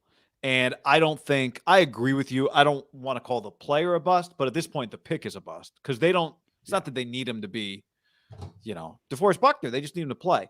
The one thing that might save him is they actually do, I would say this, organizationally, they do a really good job identifying defensive linemen, right? And getting, like, I don't watch them today going, I don't even think Kinlaw's absence was their problem. Like, even if you forget about, did they need Buckner in this game or this season? I don't even think, like, Kinlaw's when he's missing can be a big deal. But it is about impact players, guy. And you saw today, like, question. Jonathan Taylor, Darius Leonard, Michael Pittman, like the guys you draft high, they're good. I guess my point is, like, I'm not hung up on Buckner anymore. I'm not hung up on Buckner, and like they could have paid him. Everyone else could have paid him. I'm not hung up on Buckner. It's about Kinlaw and IU. Yeah. I'm with you. I'm just saying, I think a lot of people got hung up on Buckner this week. I'm not hung up on Buckner. No. But it's about, like, where are your premium playmakers? And, at a time when your roster's expensive, you need the guys that you drafted to produce. They have got to figure out the Ayuk thing, because I don't think the Kinlaw thing is getting figured out. I think he's got a knee problem, that it's just going to be a knee problem. And he's just not going to be reliable for that reason, unfortunately. I do think I'm going to go one thing on Buckner, though. I said this forever about Belichick, because everyone's like, when Khalil Mack got traded, like, Belichick would have done the same thing. I'm like, check his history of all the guys he traded that were also sweet, right? Richard Seymour, Logan Mankins at the end. Those two guys were just premium players, right? Leaders, like elite guys. He gave them second contracts, both of them. Gronkowski, obviously, a second contract guy. To not give, like, one of the things that was crazy with Khalil Mack, it was like he was a no-brainer second contract guy. Buckner was a no-brainer for any team in the league, second contract guy. Even the Niners, I think, would admit, like, yeah, I mean, he was a second contract level guy. We just traded him based on the value. You could argue they got a little cute with it, and it backfired. Yeah, you could. Yeah. I think because they did play kind of fantasy GM. Like, because I remember applauding it. I'm like, fuck, you got the 13th pick for Buckner? You drafted him 7th, and then 4 years later, when you had to pay him, you got the 13th. I'm like, that's incredible. Daryl Morey and Billy Bean would have been like, sweet value. On paper, it's sweet. And then they traded one spot back, and then they came up to get Ayuk, and it was all sweet. On paper, it was like, damn, you got like multiple players, and you re-signed all these guys. And now it's like Buckner's just sweet, and you got all these question marks. Yeah. That's the problem. So I think it's a little bit like, trading. They just made a trade on, professors talk about this a lot. Like, I'm not a big, in theory, everything looks good on a whiteboard. But in reality, it's just not that strong right now. And I'm with you. Ayuk is more important, but Ayuk is still a major question mark, whatever the fuck is going on. And I'm not even saying Ayuk's more important, even though I think you're right. I'm just saying he's the one I think is more, that situation is more fixable. I think there's just a physical nature to Kinlaw's situation that nobody has any control over. Act of God, as they say in the fine print. If he has a Todd Gurley knee, then there you got major issues. That's where you don't get the warranty voids when you have an act of God. It's like, hey, sorry, nothing anybody can do about it. And you know what it's kind of like? It's kind of like their offense right now. That trade is kind of like the Niners offense. It requires 6 different things to go right. It's like hitting a parlay. That trade is like hitting a parlay. It's like, hey, man, if these 3 things go right, man, it's going to be big. It's like, yeah, but it's a parlay. So like 3 things have to go right, right? There's just a lot going on. I bet the guys at MGM would be like, yeah, most 3-team parlays hit about 5% of the time, right? and it's like the Niners offense. When you can't push the ball down the field, you need 7 to 11 plays in a row to like work. It was like all of a sudden nothing's working for the Colts. Bam, let's just hit a 57-yarder. And that's this is where you got multiplayer trades and picks and all that stuff. It's this is where I applauded it, because the college scout in me like loves the draft, loves having the picks. It's no different than like, hey, I got Mookie Betts. You can take Mookie Betts, and I'm not saying Buckner was not Mookie Betts. I mean, Buckner was at the time like he had not made a Pro Bowl, but it was clear like he was a Pro Bowl level player. But you were basically trading him. It happens a lot in baseball. Like, I'm going to trade a sweet guy, especially if you're a team that can afford it, for like 4 or 5 prospects. And we've seen, if you've followed baseball and you're listening to this forever, most of the time, like if you hit on one of those prospects, it's an awesome trade, right? If you just hit on one of the prospects and the second guy is like just becomes like a third guy in your rotation, you're like doing cartwheels. But it's risky. We have seen so many historically in baseball, right, where I give you player X who's a star for 4 or 5 prospects and they never hit. Billy was always good. He whiffed on a couple, but he could always turn a couple of those prospects into others. He'd always be able to chase it. In football, you can't. Like once you use those picks on the players, and the Niners had to use them that night, it was like they got Kinlaw and they got Ayuk. And I think the thing with Kinlaw though, guy, is, and I'm with you, it is what it is. I think what's such a killer is that if you're Kyle, if you're John, like you went to the pro day, you see this guy, you go, well, God, it's fucking this guy. Just at minimum, you don't need to be around the NFL for that long to walk by a guy like Javon Kinlaw and go, holy shit, that's what an NFL fucking player looks like, right? Yeah. And I think sometimes you can get consumed with that and overthink, well, it's like you already had a guy who was a badass. And they kind of talked about it tonight. Like, they do just kind of, and listen to Staley, like, do they miss him a little bit? Like, now shit's hitting the fan. Like, they don't have Richard there. They don't have him there. Like, I don't know. I've never met Trent Williams, but it doesn't, he feels a little quieter. McGlinchey's not good enough. I think if McGlinchey was as good as Trent Williams, I think McGlinchey would be that guy. But he's not. So he has no room to talk.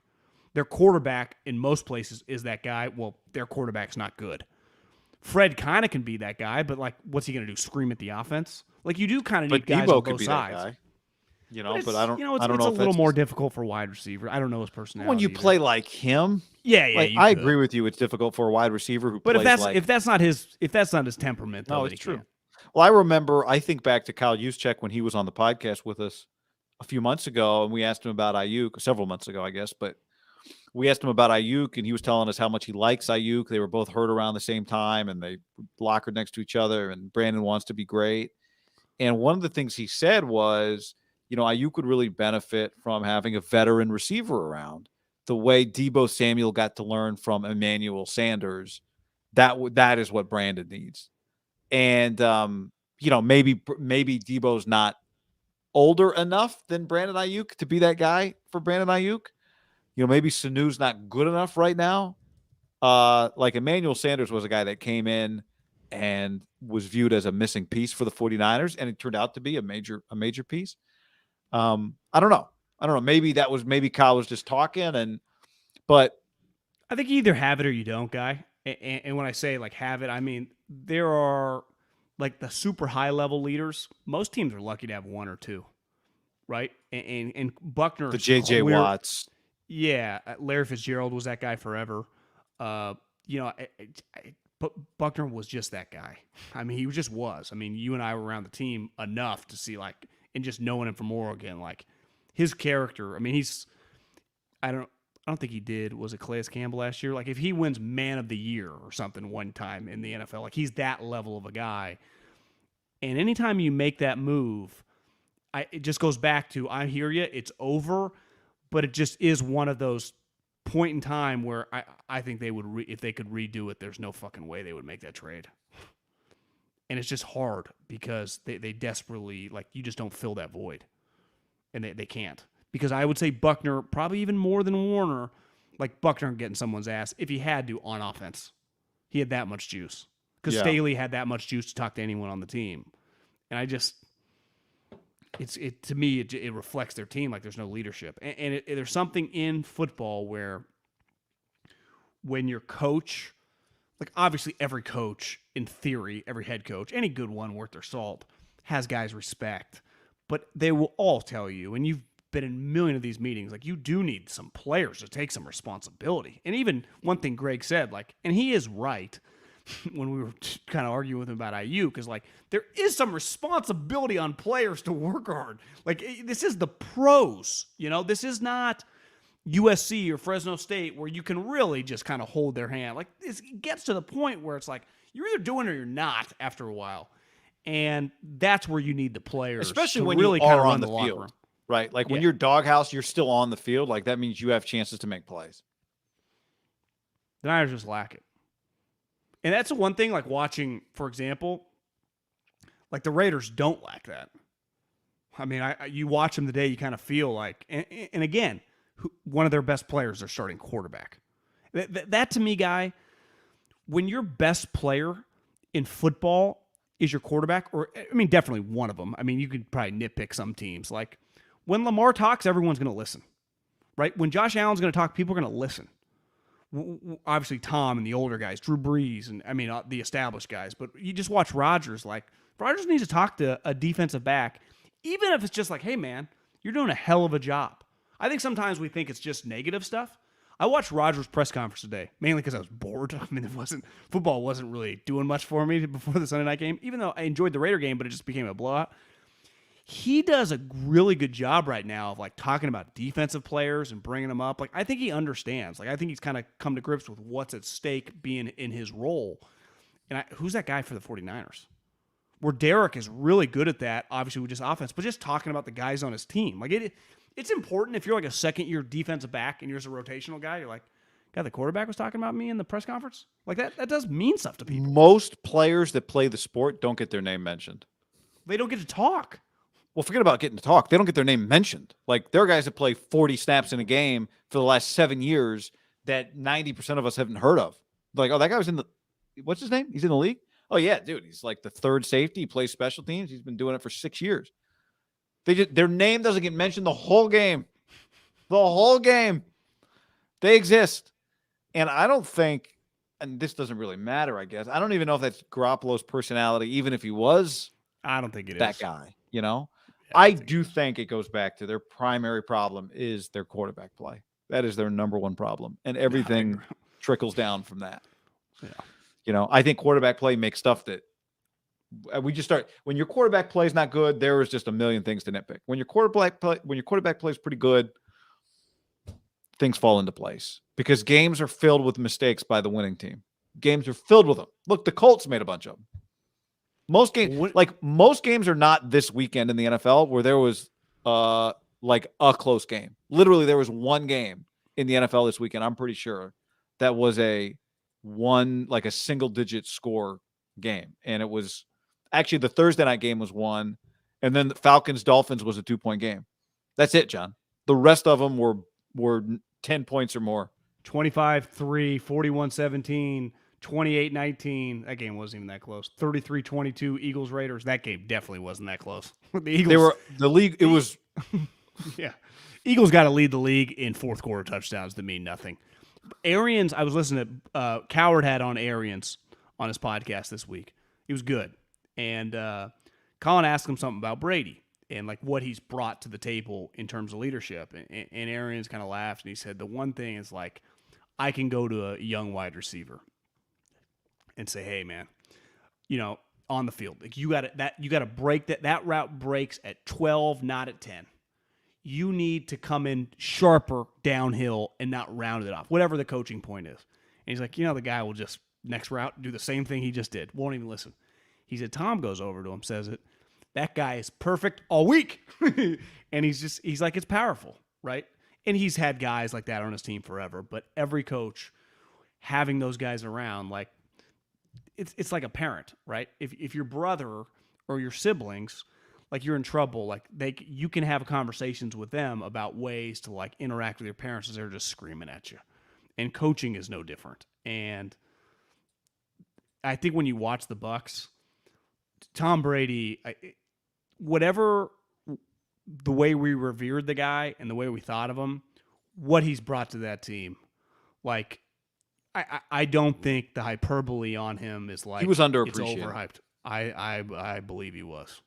And I think everyone there to a man will just be like, and all the guys in New England for 2 decades told you, right? They're like, I'm telling you, this fucking guy is just, he is the man. Tom is the greatest teammate. Every single guy to a man. Defense, offense, black guy, white guy, young guy, old guy. It never mattered. They all uttered the same words. We're like, Belichick, Brady, is Tom overrated, dink and dunk? It's just, Jesus. I mean, that's another one. I'm not going to play revisionist history again because we brought that up a couple weeks ago. But Jesus. I mean, we've done that topic 37 times. They underrated him. We underrated him. They underrated him. They've clearly just underrated or overrated or just not properly rated the leadership stuff. And it is back to the Raider stuff. Like Derek does have respect of guys, and I don't know if they're when the guy that impacts the game the most, and like you said, the quarterback play, when your quarterback plays shitty, it's your leadership can get out of whack. Right? See, I think defensive guys start complaining. I think they properly rate like really solid leader type dudes. It just might be that maybe with Garoppolo they missed it. Who's the? I mean, I guess Kittle is, but he's. I just think they. I think they like. I'm not saying they don't have good high level leaders. I'm just saying it's clearly out of whack on this team. It is. But I think they value it. Like they value guys like Debo and Juszczyk and Trent Williams and Fred Warner and George Kittle. Like they do because they talk about it all the time. I meant though the hierarchy on their squad of how it was working. Because I think I would say a large percentage of NFL teams value that stuff though, right? Like, wouldn't the New York Giants want all those guys, or the Minnesota Vikings want all these guys? But it matters when you're good enough. Then it helps you. Like Tom's leadership's amazing because he's the greatest quarterback of all time. It means more coming from Tom Brady and all the things he does to be the greatest quarterback of all time. And their team is because he's not accidentally the greatest quarterback of all time. One thing I will say, like, I'm not trying to act like he's taking some 3-win team and making them into a 14. Like, they are good, right? Yeah. I mean, that team is. I saw one highlight today of like Mike Evans running over a guy in the goal line. It's like, Jesus, this guy. Who are these guys? Vita Vea dominating, JPP with one hand chasing guys down. It's like they're really talented. And their coach is good. Well, I think their coach. And they've drafted well. One thing Arians mentioned as well is like he's like, I did return my entire staff. So the guy was lucky. Like every guy, we won the Super Bowl and every guy came back. Like the Niners did not. Right? Sometimes, you just get a little lucky with the next guy to come up. Sometimes you just lose a guy that you can't properly replace. Sometimes you get rid of your $100 million coach and you look better. Yeah, I mean, look, but the Niners did have staff continuity for 4 years. Yeah, and they were really right. Good. Like it's not like if you coach for 5 or 6 or 7 years with one franchise, and you don't lose a coordinator till after Something's 4 weird. years, then that was a pretty good run of staff continuity. Like Sean McVay's on his 3rd defensive coordinator, right? 4 years is staff continuity. Because if you're having success, someone's going to take your offensive coordinator or your defensive coordinator. You can block some other stuff like he did. But the Niners had staff continuity. Like you and I both watch a lot of Oregon State football, Jonathan Smith. It's been 4 years. They've gone from the worst defense in college football. They were like 129th. They're giving up 48 points a game. Now they're in like the 50 range in terms of ranking from 129th. Same coordinator? Same staff, same offensive coordinator, same defensive coordinator. A lot of the same staff for 4 years. And they talk about it all the time. Staff continuity matters. Well, you're right. That is something. But I'm just saying, it's not like the Niners, they've had staff continuity. And unfortunately, now they went to the Super Bowl, so they didn't totally get wasted. But now here they are, and they're breaking in a new DC and whatever has changed offensively. This is why we talk about taking advantage of quarterbacks on rookie contracts, because eventually that door closes and then it gets really hard because now more guys are getting paid. Your quarterback's getting paid. If you took advantage of a young rookie quarterback on a young quarterback on a rookie contract and you went to the Super Bowl or you won a division a couple of times, coaches get hired and it just gets harder. It just gets harder to stay at the top of the mountain. Yeah, Right? and taking advantage of a rookie contract at a quarterback, a first-round rookie, does not mean winning the Super Bowl. I don't think success, like what the Bills did with Josh Allen's rookie contract, was a success. What the Ravens have done, success, right? Like that to me, if the Niners do with Trey Lance what those two teams did, right, win some playoff games. I know the Bills got to the championship game. The Ravens last year just won their first playoff game under Lamar. Again, he hasn't even signed his extension yet. It might not happen till the end. But this year, right? If they were in the AFC Championship game, and I don't even know who in the AFC, the Bills beat them, right? It'd be like that. The Lamar thing is a success. So you just have to be good. People are just asking you to be the Ravens or the Bills, right? I don't need to guarantee Super Bowl bursts. Just be in the dance. That's what people want. Just be in the dance. And I think right now, what's the scary part about Kyle is McVay's I'm in the dance guy if I got Sean McVay. Just a fact. His team, they won again today. They're 5-1 or 6-1. Here's what I know the Rams are going to be. Minimum 11 wins. And I would say right now, if I would do over under 11-5 Rams, I'm going over. So that's 5 years with McVay. His worst year is 9. And hell, we'll see Arizona plays Thursday night. The Rams, I know they lost Arizona, but by no means is this division over, right? Especially 17 games. We got a long way to go. They easily could be division champs. They might be the 1 seed. They already beat Tampa. Who knows? We got a long way to go. Sean McVay, 5 years, 4 playoffs, potentially another division. And his shittiest year was 9-7. Where Kyle's shitty years now, I saw some people in the chat, 2 more wins max this year. I don't know. But if I had to do over-under right now, 8.5 on this team, yeah, I don't think he's going to be under. I don't think it's going to be a 6-win season. But to your point, John Harbaugh won a Super Bowl. But John Harbaugh is not living off that decade-old Super Bowl. John Harbaugh, because now he's kicking ass again. Yeah, but but his bad year, he had a 5-11 year. Other than that, his bad years are 9-7, 8-8. You remember that 5-11 year? They had they had this crazy stretch. I vividly remember 7 straight games. They lost by under 4 points. Remember, and they were having these crazy moments. It was Was that the year they had that play at midfield on the kick? They had the craziest shit happen to him ever. Even Flacco was their quarterback, but it was. I just remember statistically, it was a weird year, and that did lead to Ronnie Stanley, who actually I think just went back. He it led to Ronnie Stanley. Well, you're right. A bad year, John, leads to a good first-round pick at least. Yeah. Luckily, I talked to a buddy who's basically the college director for his team.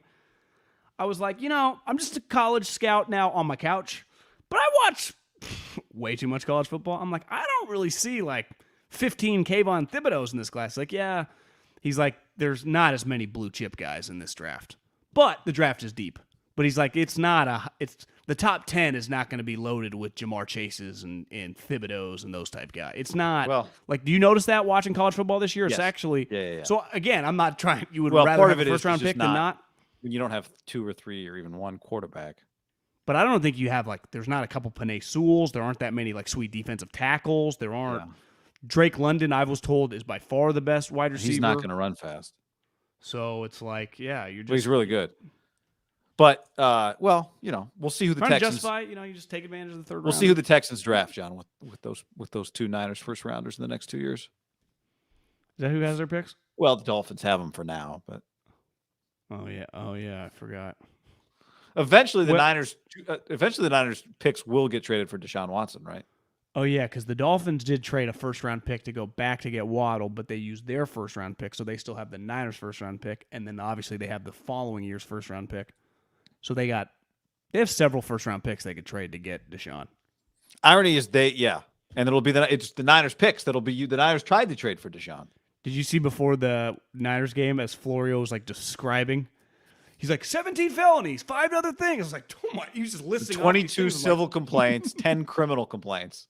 I guess I didn't realize they had tried to do some civil settlements, but talks had broken down because there was some debate some disagreement about whether the settlements would be, what's it called? Not sealed, but NDA. You're not allowed. Yeah, NDA. You're not allowed to talk about them. I don't know if I saw the Biden administration was doing this, or maybe Gavin did this in California, but I'm pretty sure California passed the rule, but I do think the government is trying to pass some sort of corporate law. I don't know if this would incorporate Deshaun's situation, but just, what happens in, like, if something happens at Google, if something happens at Wells Fargo, people happen forever, like these media channels, right? You could just pay someone $1 million NDA. They couldn't say shit, even though I watch enough, like, Docu-series where it's like those people end up talking anyway. But I guess it's like money spent, $3 million gone. But they're always saying, like, well, that's why I'm spending the money. If I'm spending the money and the criminal charge doesn't go away, why am I spending the money? And it's like, to avoid the bad PR. Well, it's like, well, I think the bad PR is coming and it's here now. I know. Well, one of the things that I'm just pretty sure it's coming down the pipe, and it would make sense, is like I do wonder if that's going to get wiped out eventually. What, the ability to have an NDA? Yeah. Or that you can't talk if you sign an NDA? That just the NDA doesn't exist. So you can pay someone to be quiet, but it's on them to stay quiet type deal. Gotcha. You can't go after them if they don't stay quiet. Is that what you're saying? Yeah. You mentioned the Raiders, John, and Derek Carr, and we both had some thoughts watching them today. I think the Raiders look like a free football team to me. Like Derek Carr, you and I have watched every snap of his career back to college and been around him and have talked to him many times. He's to me, his success comes from joy and fun and like he works hard, but I just mean that's who he is. He's a naturally joyful person. And the Raiders under Del Rio were like a chip on the shoulder organization. That's who the Raiders always were. And Del Rio fit, and Gruden definitely fit, just anger and chip on the shoulder and just misery. And that's the way you're supposed to be. And I watch the team. They don't feel like they feel to me like they're playing with Derek Carr's personality, not the personality that, that maybe they'd had under previous coaches, which was we have to be miserable and play with a chip on our shoulder, even though he'd had success for them too. Yeah, I don't know if I'm nailing this quote exactly right, but I'm pretty sure Biscaccia, I'm definitely messed up his name, said after the game that he thought Derek's saving the team, in the sense of this guy's like the heartbeat of the team. When he speaks, everyone listens, and it goes back to what we were just talking about. Like, they have a really established player who's really good and the team respects, who's playing at a high level. So then when this shit hits the fan, like, it just felt like, hey, guys, everything's going to be okay. And Derek said, I saw, it wasn't Pam Oliver, it was Lindsay Zarniak, who's doing CBS sideline games. She asked Derek after the game, they were just talking about, what's it been like? And he was like, well, it's not like, when John left, we had an 0-5 team. Kind of like I've been a part of when a coach got fired and the team was shitty. That was not the case here. We were 3-2 with some big wins. Like they would have been a team. Like if a random coach could take over, like would there have been coaches in the NFL that like, hey, you can, Urban, you can leave the Jags and go to the Raiders, right? Or you could, hey, Mike Zimmer, you can leave the Vikings and come to like people would have done the flip flop. Like they had enough talent and a quarterback playing well. And I think you're right. I mean, I can't even imagine the elephant in the room of Gruden. And listen, I don't know if he was. I talked to someone on the staff that liked him. I do think Derek really liked him. I think there were probably players on the team that really, really liked him. Like we said with Shanahan, there is not, and definitely with the Raiders, there was not one player on that roster that did not come there. My theory with Carl Nassib, when everyone wanted to talk to him last week, and I don't know this at all, but I would guess like John Gruden changed Carl Nassib's life financially. He was a mid-round pick. Gruden gave him $25 million. So if Nassib hates everything John said, it's probably a weird spot. I watched Charles Woodson did a sit-down with Derek for Fox, and they played it on I guess on I didn't see it, but they played it on the pregame show live. But I saw the clip on Twitter where they came to the desk and those guys were talking about it. And Derek was just saying like, it's a weird spot for all these guys, right? Derek said it right when John got fired, right? You can hate the action, but still love the man. Like I think a lot of people in that like Darren Waller, who's become one of the best players in the league, was like, he said this in his press conference the day after Gruden got fired. If it wasn't for John Gruden, I wouldn't be here. He is now a top 10 player in the NFL. So it's a weird spot for all these guys. But like after the cloud of just the smoke kind of dissipates, and yeah, this is a hypothetical smoke, right? But just of the weirdness, you just get a week removed. You're like, hey guys, we're okay. And Derek, obviously Piscaccia, again, butchering his name, Booger McFarland, who played at Tampa, called him a top Coach 5 B. foxhole guy. Coach B. I think he's an impressive guy. I don't think he would be able to pull off to be a really good interim if they didn't have the quarterback position being the team captain of their team. Like sure. And he's saying this. Like, I bet if you and I were having beers with him right now, he's like, you don't know how fucking lucky I am. I've been on some teams where we didn't have quarterbacks. Hell, I was with John in Tampa. We were screwed. Well, look at this guy. He can just look at David Culley. David Culley's got no shot. Right? Were you watching some Texans today? Yeah. Red zone. There was red zone. There were no good games, so they kept it was bad. What am I looking at? Maybe this is the drive for Davis Mills, but yeah, part of it is Derek wants to be the leader of a team. I said this the other day. He grew up watching his brother. Like what he dreamed of was not just being a quarterback, but being like the franchise quarterback. That's what he wanted. That's what he grew up wanting to be. And then he became a franchise quarterback. He relishes the leadership aspect of that role. Like he loves it. But he also knows you have to be really good for it to really work. And he's been really good. Now, maybe Gruden helped unlock some of it. He'd had a really good year before John. So it wasn't all that. But I mean, this team now, the Chiefs are trying to figure it out. Meanwhile, Derek's, again, the Eagles are the Eagles. 31 of 34 for 323. Ruggs is making plays. Guy, you got to say the percent. You got to say the percentage out loud. Well, I don't even. What is it? 90. It's 91%. 91%. But to throw 91% with over 30 attempts, I don't care who you're playing in the NFL. That's an incredible outing. I need a Duval stat there, but I don't remember seeing. I've been watching box scores pretty closely now for a decade. How many of those have you seen? 30 plus attempts, 91%. What was the Lamar the other day? Like 89%. Yeah, because he was 37 of 43, and that's, I don't know if that's 91%. No, I don't. I think it was 80. I thought it was like an 89. Since you said Duval, I'll scroll through some Duval tweets. I'm sure he tweeted something about it. But now they go into a bye and then they play the Giants. Like this team, AFC at the top. Really, both divisions. Well, aren't they one of the teams at the top right now? Yeah, them and the Bengals.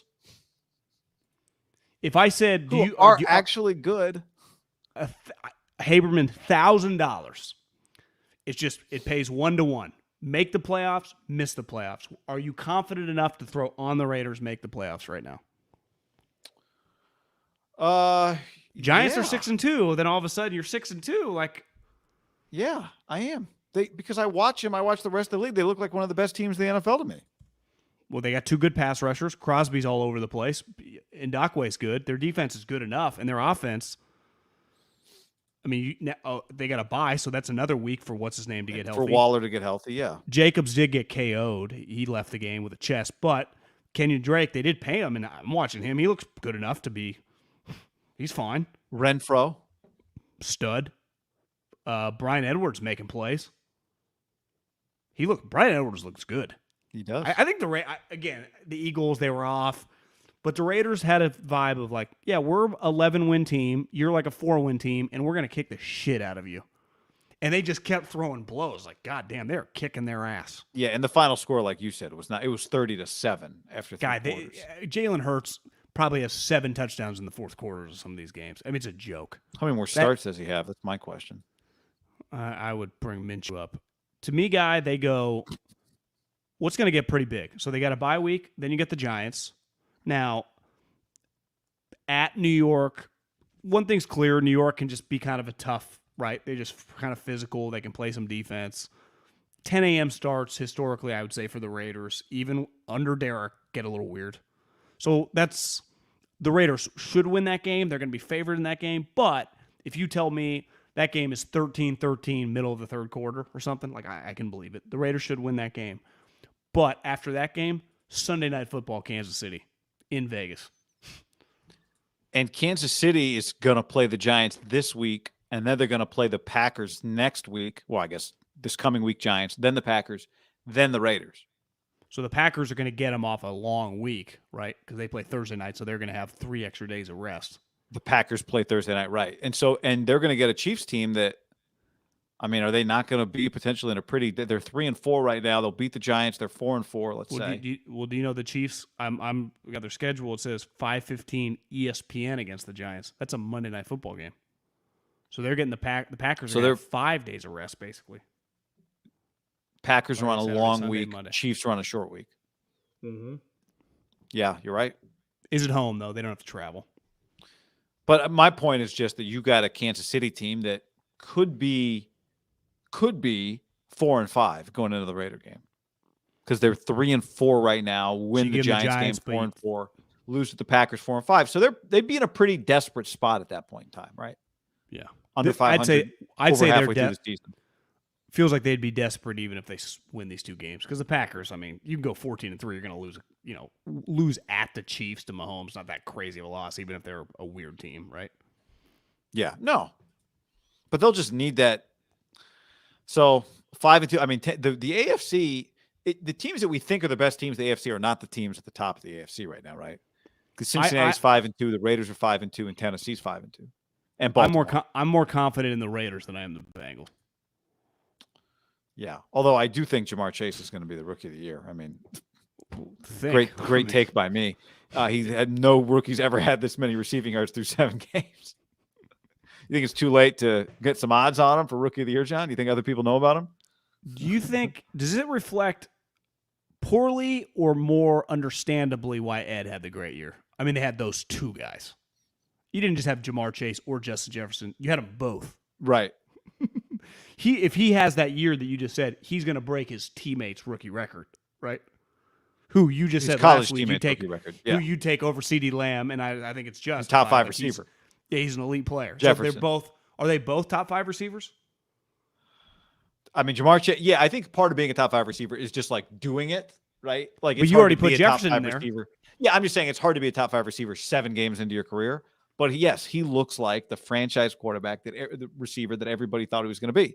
So yeah, in a vacuum right now, at worst, he's a top 10 wide receiver in 2021, right? And so is Justin Jefferson. And his quarterback is a Pro Bowl level guy. So Ed Orgeron had 2 top 10 NFL wide receivers. One guy's probably in the top 5. The other guy's like 6 or 7. A star quarterback. If you just have those 2 things, I just say, hey, you got a college team, you got those 2 things. You're like, well, I mean, fuck, you put me in the SEC, at minimum I'm going to win 9, right? Right. Because part of it is like, I don't teams think it have reflects 2 sweet wide receivers, but they haven't had the quarterback. Well, they had all 3. Plus Clyde, say what you want, and Terrace Marshall. I forgot about Terrace Marshall. I pulled up the roster. Yeah. I don't think it reflects poorly on Ed. It just explains what happened. Yeah. which is he had this collection of Patrick Queen at linebacker. I saw Daniel Jeremiah tweeted this within the last probably 3 weeks. Would you take, maybe you retweeted it and someone had retweeted on my timeline like with their take. Would you take the 4 Alabama wide receivers, Ruggs, Judy, Waddle, and Devontae Smith, or Jefferson and Chase? Jefferson Chase. I didn't see that, but it was a good one. Tough. Because my thought being, how do I got 4 really good receivers. What do I do with that? Well, see, then you could go Billy Bean, where you're like, I'll pick the 2 best ones. Alabama couldn't play 4 of them.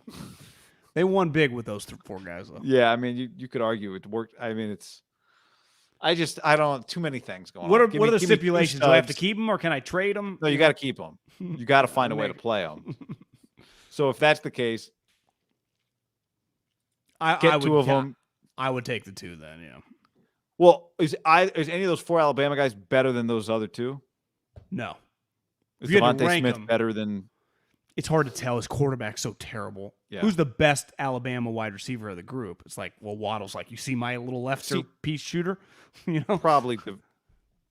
Ruggs looks pretty good. Yeah, Ruggs does look good. Ruggs made a play today that was like, you're like, okay, he's not just a just throw it down the field to him guy. Well, I think Which ideally we you would do knew, is like, could I get Ruggs and I put him with Jefferson, I put him with Chase, then I have the best 3 wide receivers in the league. Like that trio. Because you'd have this speed guy, you have this guy going over the middle, and Jamar Chase. I don't even know what Jamar Chase is, but his 80-yard touchdown, it was like a Debo play, but then he's like, I'm going to do a 360 as I'm breaking tackles, and I'm going to run away from everybody. It was crazy. Because he was like getting tackled, but he like kept his balance, but he was like breaking tackles, and he was doing 360s. But he also looks a little different than he looked in college in a good way. Like you said, he looks, because he's 6 feet, 200, he's like more built. Yeah. Then like the kind of guys sometimes we talk about dominating in college, who's like 6'3", just jumping over everybody. That's not his deal. He doesn't. Jefferson's taller for sure. Yeah. Jefferson's long. The Ravens looked like they wanted no part of tackling him, or like each guy thought somebody else was going to bring him down. It was weird. Yeah, I think they kept thinking like, he's not really this good, is he? And then he just kept doing sweet shit. And Joe Burrow's like, hey guys, I'm going to keep throwing to 1. Like I know all these other, I'm just going to throw to 1. So Marlon, I'm throwing over to you. Right at you, Marlon. You can keep trying to cover this guy. In fairness, Marlon Humphrey, I saw his quotes this week were like, it wasn't your typical DB, like, overrated rookie, I'm going to work his ass. It was like, yeah, you watch him on film, he's kicking everyone's ass. So, like, the Ravens were giving them respect. I don't feel like they came in like, who the fuck are the Bengals, right? No. I mean, they've always played those games. Those games in that division have always been good. Guys used to get painted red on sight, you know? When I see you, boy, I'm going to paint you on sight. Yeah. You didn't mean paintball either. No. But the Raiders just look like they and I'm not saying that Gruden was a weight on their shoulders, but they look like they're just playing free and easy. And maybe he was. I mean, didn't Josh Jacobs say like you're walking around the sideline, no one's getting? I don't remember exactly the quote last week, but it was like no one's getting screamed at, everyone's in a good mood. I didn't see that. Josh Jacobs had a quote like that last week. I'm not. I'll see if I can find it directly. I don't want to screw it up, but well, I think. He was immediately, and we talked about this for a while, it felt like he was more famous than a good coach because he was immediately like as famous as Belichick, Peyton, Andy, Pete, right? Like Gruden was that level of like, damn, you play for John Gruden? Like every dude on that team is texting with their buddies about like, what's he like, right? If I go play for Zach, if me or you knew a guy for Zach Taylor, our first question is not like, what is Zach Taylor like in the meeting? Any person I knew around Gruden, I was always like, what's he like? How's he every day? They're always getting that, and you're always kind of on edge around him. I do wonder if you just – I think they got one of the greatest just reprieves of – I don't know if it's sustainable with Rich and as a special teams coach, if he's a great head coach or not. It might not even matter with the way they were equipped, but big picture, I don't know. But I do think for just the players, and they have enough talent on their roster where maybe like Jacob said, you can just, and I think Derek can really like not have to worry about always trying to impress the guy. Always trying to do what John would want. Here's the Josh Jacobs quote. This was after the Bronco game. He said it on Wednesday. Man, the sideline was just so, it was like, it wasn't no anxiety. It was weird. It was like everybody was calm. You didn't have somebody cussing at you or going crazy at the refs. None of that. Something bad happened. It was like, okay, next play. Who did that guy play for in college? That's pretty damning. Nick Saban. That's really damning. Did you see the highlight last night of Saban talking with Bryce, like just like as like a looked like a lover, just calming him down. It wasn't yelling or anything. He just like was touching his head to head, and they were just like talking. It was impressive because people were like, I did not see the clip. They were like tagging at Arch, like check this out. This is where you got to be, quarterback whisperer. It was like a different side of Saban, and I've always thought like, for all the clips of him screaming like Gruden, I think he clearly has some different pitches. Why is it so dark when they're in this conversation? Because there are points in times, and when they play the night games at Tuscaloosa, they go dark at different times, like between quarters and stuff. Like, I don't think Brian Denny gets enough credit. Like, everyone blows LSU, the best night game. That night game, when they come out, the whole place goes dark. They have different things. I'm like, this is pretty badass. When I went to the party last week to see John Party, Michael Madsen, who drove us there, had gone to the Alabama LSU game 2 years ago when Burrow kicked their ass. They went to Tuscaloosa and they went to the game. He's like, I've been to going to college football game. I've never experienced anything like it. I don't feel like we talk about like the experience of Tuscaloosa, like in the stadium, but watching it at night, you're like, this looks like the coolest thing I've ever seen. Why would you not go play for him? Well, I said I was watching. I saw some of the Notre Dame USC game with there was a guy sitting next to me who was from Chicago, and I was like, because the stadium looked awesome. I don't know if you saw it. It's like all dark. Everyone's got like cell phone lights. The team's waiting in the tunnel. I'm like, this is awesome. And the guy next to me was like, you ever been to South Bend? You ever been to a game there? I was like, no. He said, you got to go. It's incredible. I said, what is South Bend like? He's like, absolute shithole. But that stadium, while going to Notre Dame football game, is pretty awesome. So I thought the Rose Bowl looked. Any of these big stadiums when it's all packed looks sweet. But at Rose Bowl got looks going. There was not at kickoff. I was like, what is going on? Then you remember it's like 45 minutes from campus. Everybody was there for game day. By the time it filled up, it looked good. Did you see the slow, like they do with animals, where it's like the mountain lion walks by and they speed it up? They did that with Kansas Stadium. The time lapse? At kickoff, there was like probably 7,000 people there. Then they were tied or winning the game at halftime. They sent out like a bat signal on Twitter, like, anyone around Lawrence, come to the game. Because they were thinking they were going to upset Oklahoma. They're letting people in free? Yeah, they were telling all the students. They were letting people No, they said if you had a ticket, I don't know exactly how they did it, but they were sending out tweets like, come to the game. Oh, my God. Is that stadium on campus? Yeah. So I was listening to some of that game. Like I was listening to Sirius XM. I was in the car when that game was ending because we were texting about it a little bit. And I never had any faith that Kansas was going to win. I was rooting for them. Kind of. Sorry, Drew Hill. But so I was listening on radio and they were cutting into the Oklahoma radio broadcast of that game.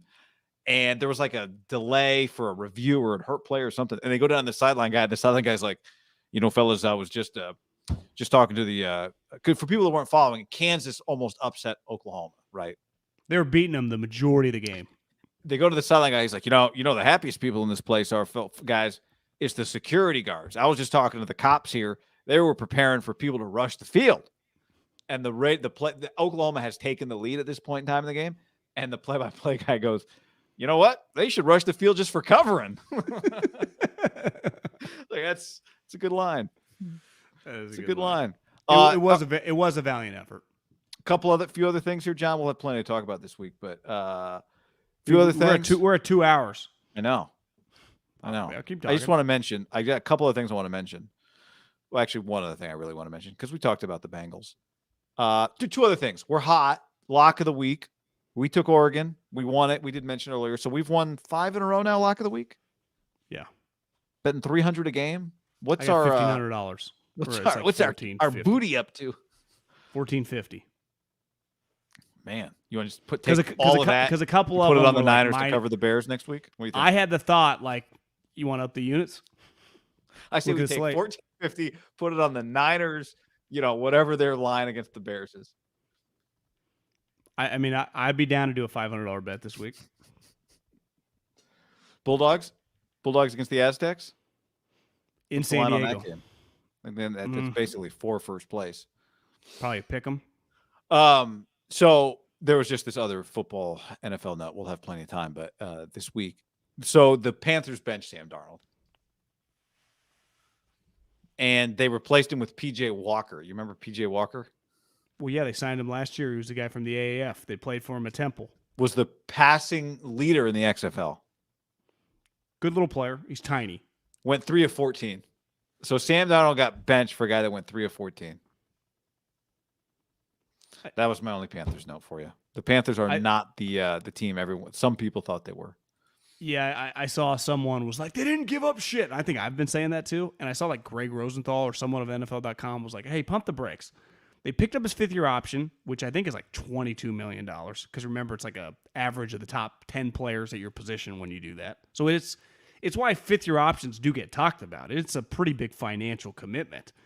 And if you're still on the fence about giving him a long-term deal, it's like the franchise tag. Like, there's no amortizing that $20 million. Like, he's on the books for 22 or whatever the number is. That number is the cap hit. So it's like they picked up his 5th-year option. They gave a 2nd, a 4th, and a 6th. It's like, damn. He's not. I saw one highlight today, or it was on the red zone. It was like, what is he doing?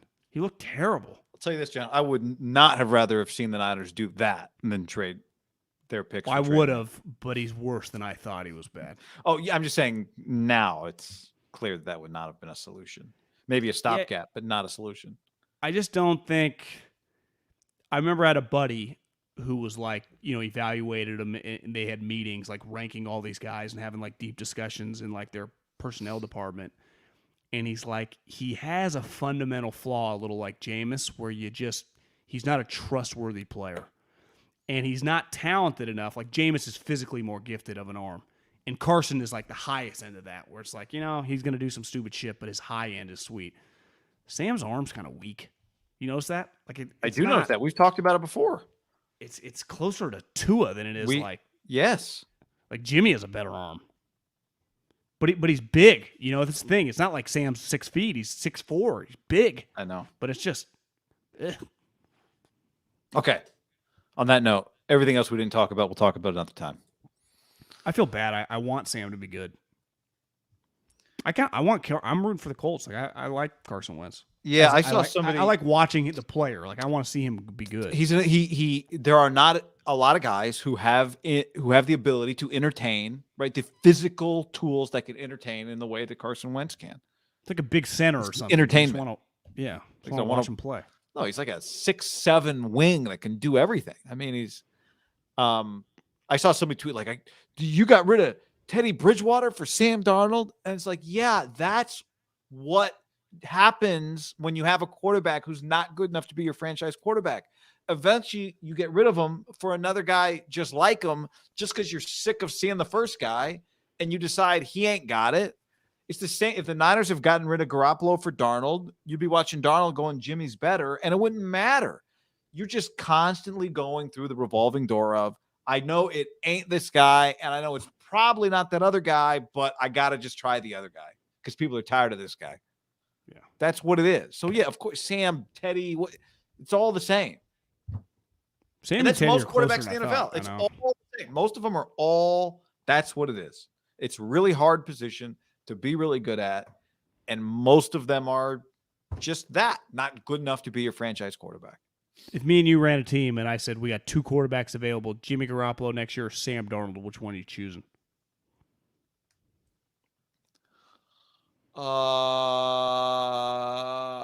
Jimmy. Yeah, same. Does Sam hurt Joe Brady's stock a little bit? Well, he doesn't get him a job. Yeah. You don't think he gets interviewed this year for jobs? He gets interviewed, but it's like, is he getting a job if they go? I mean, right now they're what, 3-4? Lost 4 straight games like the Niners. Yeah, so if they win 9 games with that team, then... You think they're going to win 9? No, but I'm just saying, like, you don't have to be amazing. You just got to be pretty solid, but... McCarthy became the head coach of the Packers, and they weren't very good, remember? Was he on the staff? He was the OC for Mike Nolan. For the Niners. Yeah. That's true. You just never know. You just got to interview well and fuck. That's true. Sean McVay, the Redskins weren't good. Yeah, I mean, maybe you can get Joe Brady. Maybe that's the time to get Joe Brady is when there's not 9 teams interviewing him, right? Key is in that Buy a little low interview, you just crush Sam. You're like, yeah, we wouldn't touch him. We wouldn't want him here. We won't trade for him. to make it clear. Oh, you're saying Brady says that? Yeah, absolutely. Yeah, it's Sam. You see me with Burrow? Hey, Coach Rule thought that it'd be a good opportunity, and really the owner there was, Yeah. Hey, but guys, if I don't get this job, don't tell, Matt, I said this, but it's on him. He's a little bit of a control freak. He always chimes in, says, run the ball. I want to throw passes, vice versa. That's what I'd be doing. But I'd feel out the room to be like, how well do you know Matt? Because if I do have to go back, I don't want him to think I was bad-mouthed. That has to happen sometimes. You're bad-mouthing the guy, and then you got to go back to him, but word gets back, and then it's never the same. Mm-hmm. The owners talk. Why did you hire him? As someone with a big mouth, it happened once upon a time to us in a professional setting. You're just talking. You're trying to sell yourself. You're like, well, this fucking idiot. But then if you don't get the job, it's like you got to go back. Like I always had a suspicion. The room where we had that conversation that got back to somebody. You thought it was bugged. I thought the room was bugged. Yeah. I think the room was bugged. And by bugged, I just mean that even when the microphones were off, they were on. I just think that's so illegal that there were microphones. I don't think it was like on purpose. I just think the microphones were on even when they were off. You think people in other offices could press a button and listen to what I don't think it was that. I think there was just it was just kind of fucked up. There was a whole bunch of wires. Like bugged is like hidden microphones. You didn't trust that. You'd been around. I didn't trust that room for whatever reason. I had a I think maybe something had happened and I didn't trust the room. I remember that conversation. I was very quiet in that conversation. And I don't even remember how we found out that I don't think it's ever been confirmed, but it was we just suspected. Yeah. Derek Papa was in the room for that. He was not the mole. No. Lakers won, damn it. But how many turnovers did Russell Westbrook have? They won by 3. Westbrook 12. Question. Westbrook had 13 points. He was -8. He had 9 turnovers. He was -8 in a win. Yeah, barely. I mean, Morant had 40. Lakers are off. Something's weird. Mellow. John, they had a fight on their own bench between a top 75 player and a non-top 75 player. Melo saved the night. He was their leading scorer, 28 points. Greg on YouTube says Bazemore almost blew it at the end. How about Klay Thompson wearing the number 77 jersey? That's pretty funny. I thought that video was a little bit like, I could see where Durant, it kind of has a football type atmosphere. Like anyone in here, we can talk mad shit. Klay was pissed off about that, and they are fucking with him, and he's laughing now. It's like, you can't take yourself that seriously. And Klay did, but then he relaxed a little bit, and he wore the jersey. Pissed about it, but doesn't mean you can't. He also sees the humor in it. Let's end on this. Do you think he's a top 75 player of all time? I will say I have not looked at that list. Basically, every guy on the list was at a 1 on their teams. Part of the problem for Klay. Like Reggie Miller. Obviously, Reggie was the best player on a team going to the conference championships. And it's hard because he's one of the greatest shooters ever, and the point of the game is putting the ball in the basket.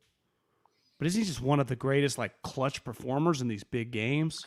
Yeah, I having not seen the list, I think when I watch him, I'm watching one of the 75 best players to play. But I also felt that way about Dwight Howard. He was on the list. I thought he wasn't. I thought Dwight was omited. But Anthony Dwight Davis was on the list. Oh, I thought Dwight made it, Anthony Davis didn't, or maybe it was vice versa. I thought Dwight made it, but I didn't look that hard on the new ones. 75. My argument for Klay would be, now Dwight didn't make it, is that he was never the best player in his own team, and on 3 of the teams, once Durant got here, he was the 3rd best player in the team. But the guys that were 1 and 2 or just 1, I mean, Kevin Durant's arguably a top 10 player ever, and so is Steph. If let's just say Magic Johnson is grandfathered in, he'll just be the greatest point guard of all time. It's never going to change. If you told me that, I'd be like, okay, I agree. Steph Curry's the 2nd greatest point guard of all time. Now, I think the Gottliebs and the guys deep in the weeds would be like, well, is he truly a point guard because he plays his off-the-ball position as well? He's this hybrid. Well, I would say him and Kevin Durant, at worst, when it's all said and done, are going to be top 15 players of all time. So, he was never the best player on his own team, but he was always second fiddle to guys that, honestly, when it's all said and done, could be 2 top 10 players of all time in Steph and Kevin. Yeah. I remember when the top 50 list came out. Do you remember that? The 50th anniversary? Well, they had the pictures this year of like Michael Jordan, where they wore like those Letterman jackets. Yeah. Almost. Remember that? They like took the picture at the All-Star game with all 50 of them, and they wore these jackets that were kind of like looked like a high school Letterman jacket. Like the Jordan Houston Texans Magic. before they got their ass kicked on Sunday Night Football. Yeah, same type deal. But it was with the colors of your team. Like for Larry, it was green. For Michael, it was red. That's cool. You know, it was cool. I just remember how that was back before everyone made lists for everything.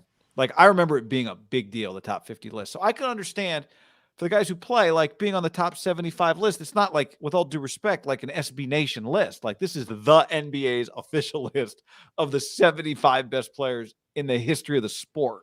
All 50 of the guys made it. The guys who were 50 before or 50 this one? It didn't have to be that way, but they all just made it. They redrafted. I think they should. I think it should. I guess you could bump somebody off, but I feel like that list was the 50 of the first 50. Like, that list shouldn't change. But like Duncan, Kobe, a lot of those, Allen Iverson, some of the it's tough. next You gotta generation guys. So it makes it then the top 25 players of the last 25 years is what that list becomes. And when you say it that way, Shaq was the only guy in '96 that was only like a couple years into his career that still made it on that list. Wow. And so that means this list was the top. When you say the top 25 players of the last 25 years, that's where I understand. It's like, so is Clay one of the best 25 players of the last 25 years?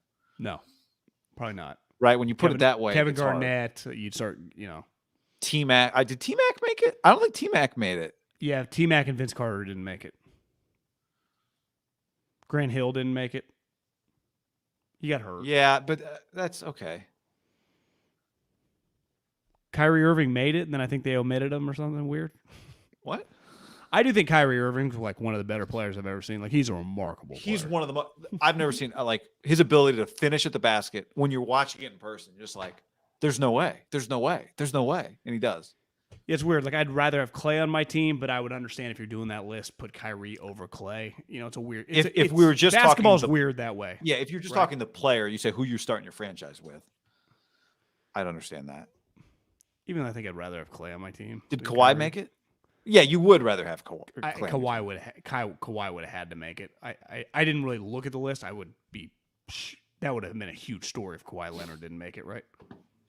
Yeah, he's won 2 Finals MVPs with 2 different teams. Yeah, I guess you're right. Paul George, I don't think made it, but Paul's looked pretty good the other night against the Warriors. Yeah. I've enjoyed the NBA through the first week. I've made a conscious effort to enjoy it, and I have.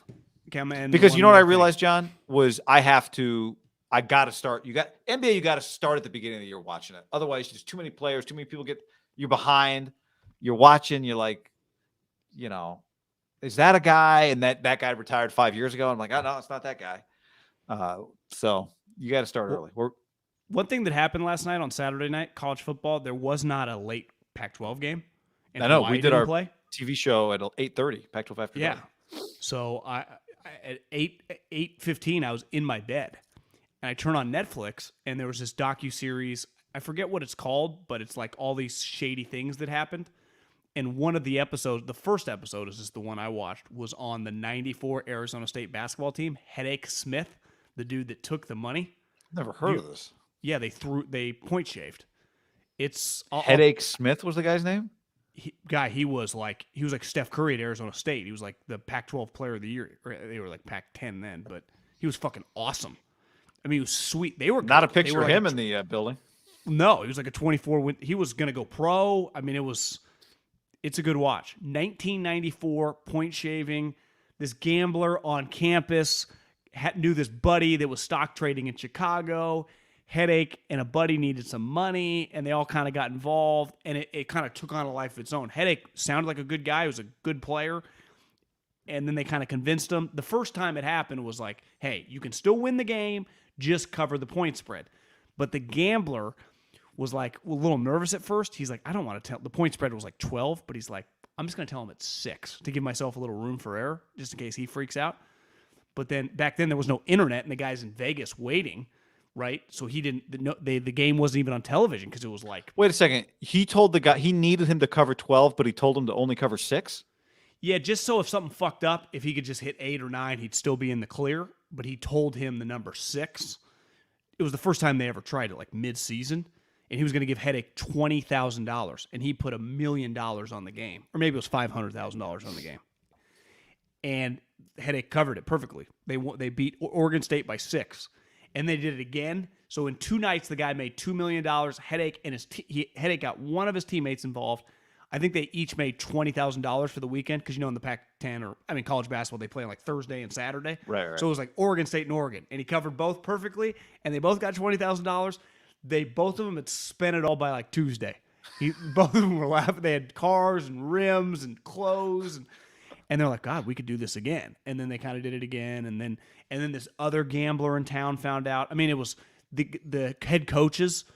I forget the head coach's name. Ended his career. I mean, it was a big deal. I'm sure they got put on probation. The head coach had nothing to do with it, right? It was just Headache. Hell, his teammates. A couple of his teammates were like, I'm busting my ass. I got Headache airmailing balls. But Headache could score. Headache was the point guard. So he's like, what people didn't realize is I could score 40. And he did. In the first night against Oregon State, he scored 39. So everyone's like, Headache. But they actually didn't play that well because Headache, like, as the game would like come down, he'd like throw passes out of bounds and shit. But Headache's hitting these fadeaway Steph shots. It's crazy, guy. I mean, Pac-10 basketball, he didn't throw games. He was just covering the spread. He never threw games. Bad Sport, is that the name of the show? I think so, but the picture of the Like $ over somebody's face? Yeah. So late he wants some money. Bad a couple Sport games later. He put $20,000, Pete Rose style. He's like, we'll just beat UCLA. But at the time, UCLA had Jim Herrick. They were like a top 10 team, and Headache just thought he could beat him. And they were toe to toe. All they had to do was get, they were like +4. So I mean, Arizona State was good. Like they were a 24-win college basketball team. But UCLA they had like Dan Gadzuric, and I think the O'Bannon twins were young, and he just couldn't beat them.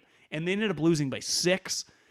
And then Headache was now to $20K in the hole, so he had to keep doubling down. That's not the one you're supposed to fix. Like when you're playing the better Headache team. Headache was so cocky, and he was one of the best players in the conference. It's nuts. Can you imagine if something like that happened? Nickname. And Headache's thing was like, it's going to happen again because like it was so easy. $20K in '94. Think how much money that is. Inflation. That's a lot of cash. I mean, even those guys were like, it was a lot of money.